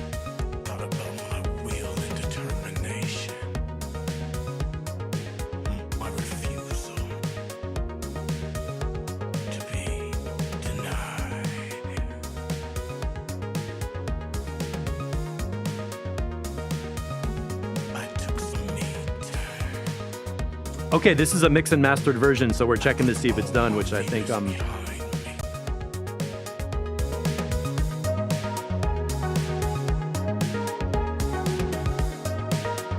let's let this roll for a minute. Oh yeah.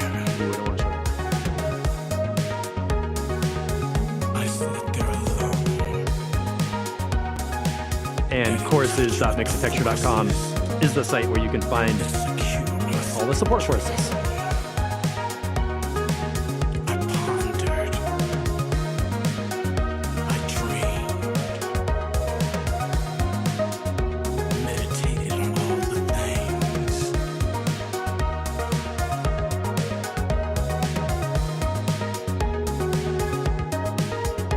Shepherds, it really works to have a clean kick drum.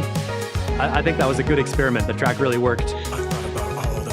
And Morton, if you're still here, I think he's doing prep for a gig. But Saunders' tune sounds done. The vocal sits really nicely in the middle. The synths are surrounding it well.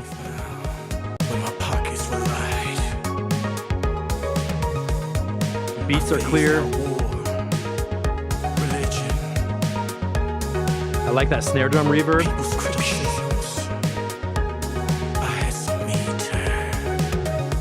I think you're done, yeah.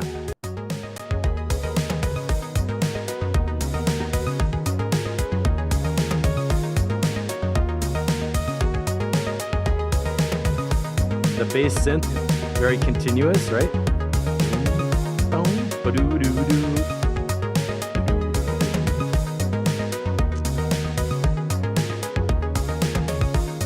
I think this section is my favorite part. And again, this track would work fine as an instrumental without the voice. So it's nice that it's like totally solid. What are you guys doing over there? The bromance.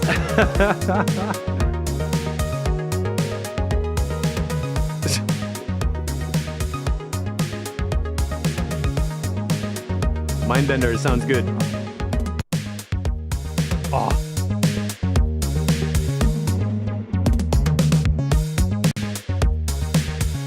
Right here. Mono.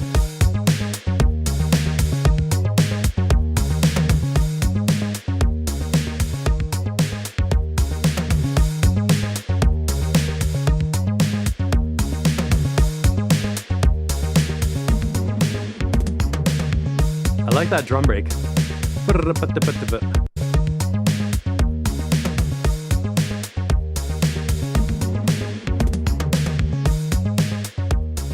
Beautiful, beautiful.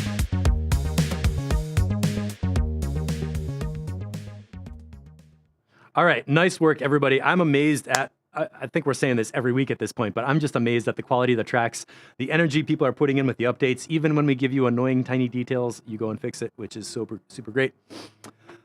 Max is going to make a track called For DJW, and it's going to be kicks only for 6 minutes with people screaming and the sound of somebody eating birds in a tower. Oh, Martin, you're there. Funky drum machine. Good, good, good. Man, this ending section, I wasn't sure if you were digging through your record box or whatever you were doing. This part at the end right here, like seriously, if you could export this with instrumental and vocal and then the full version, so there's three tracks on the release, that would be my favorite. Because the vocal is nice and deep and People's criticisms. I had some meter. he's like gravelly, like a smoky voice that you could easily put on other songs to mix with.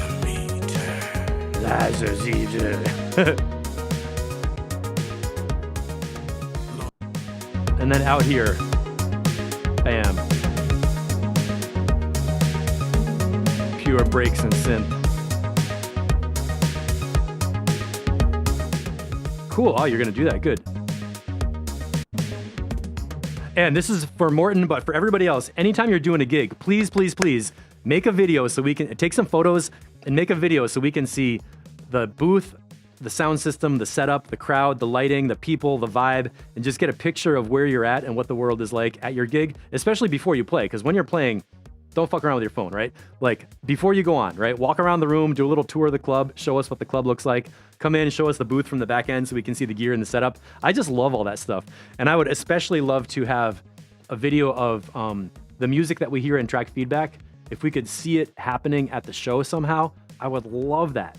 Like we can replace the audio later or something, but if you can just make a video of that track so we can see the reaction from the audience and just feel the vibe of what happens when you actually get to play it at the show, that would be super amazing. Max says, wait, you guys get a crowd when you play? Shut up. I've seen your shows. They look fun. And that's going to be it for track feedback today. So guess what? I'll see you tomorrow at noon right here on YouTube to get into a little bit more about the EQ and filter Ableton production techniques that you can learn. And let me repeat why I want to do this, because we're always talking about what do we see in the spectrum analyzer? What frequency is it? What MIDI notes is it?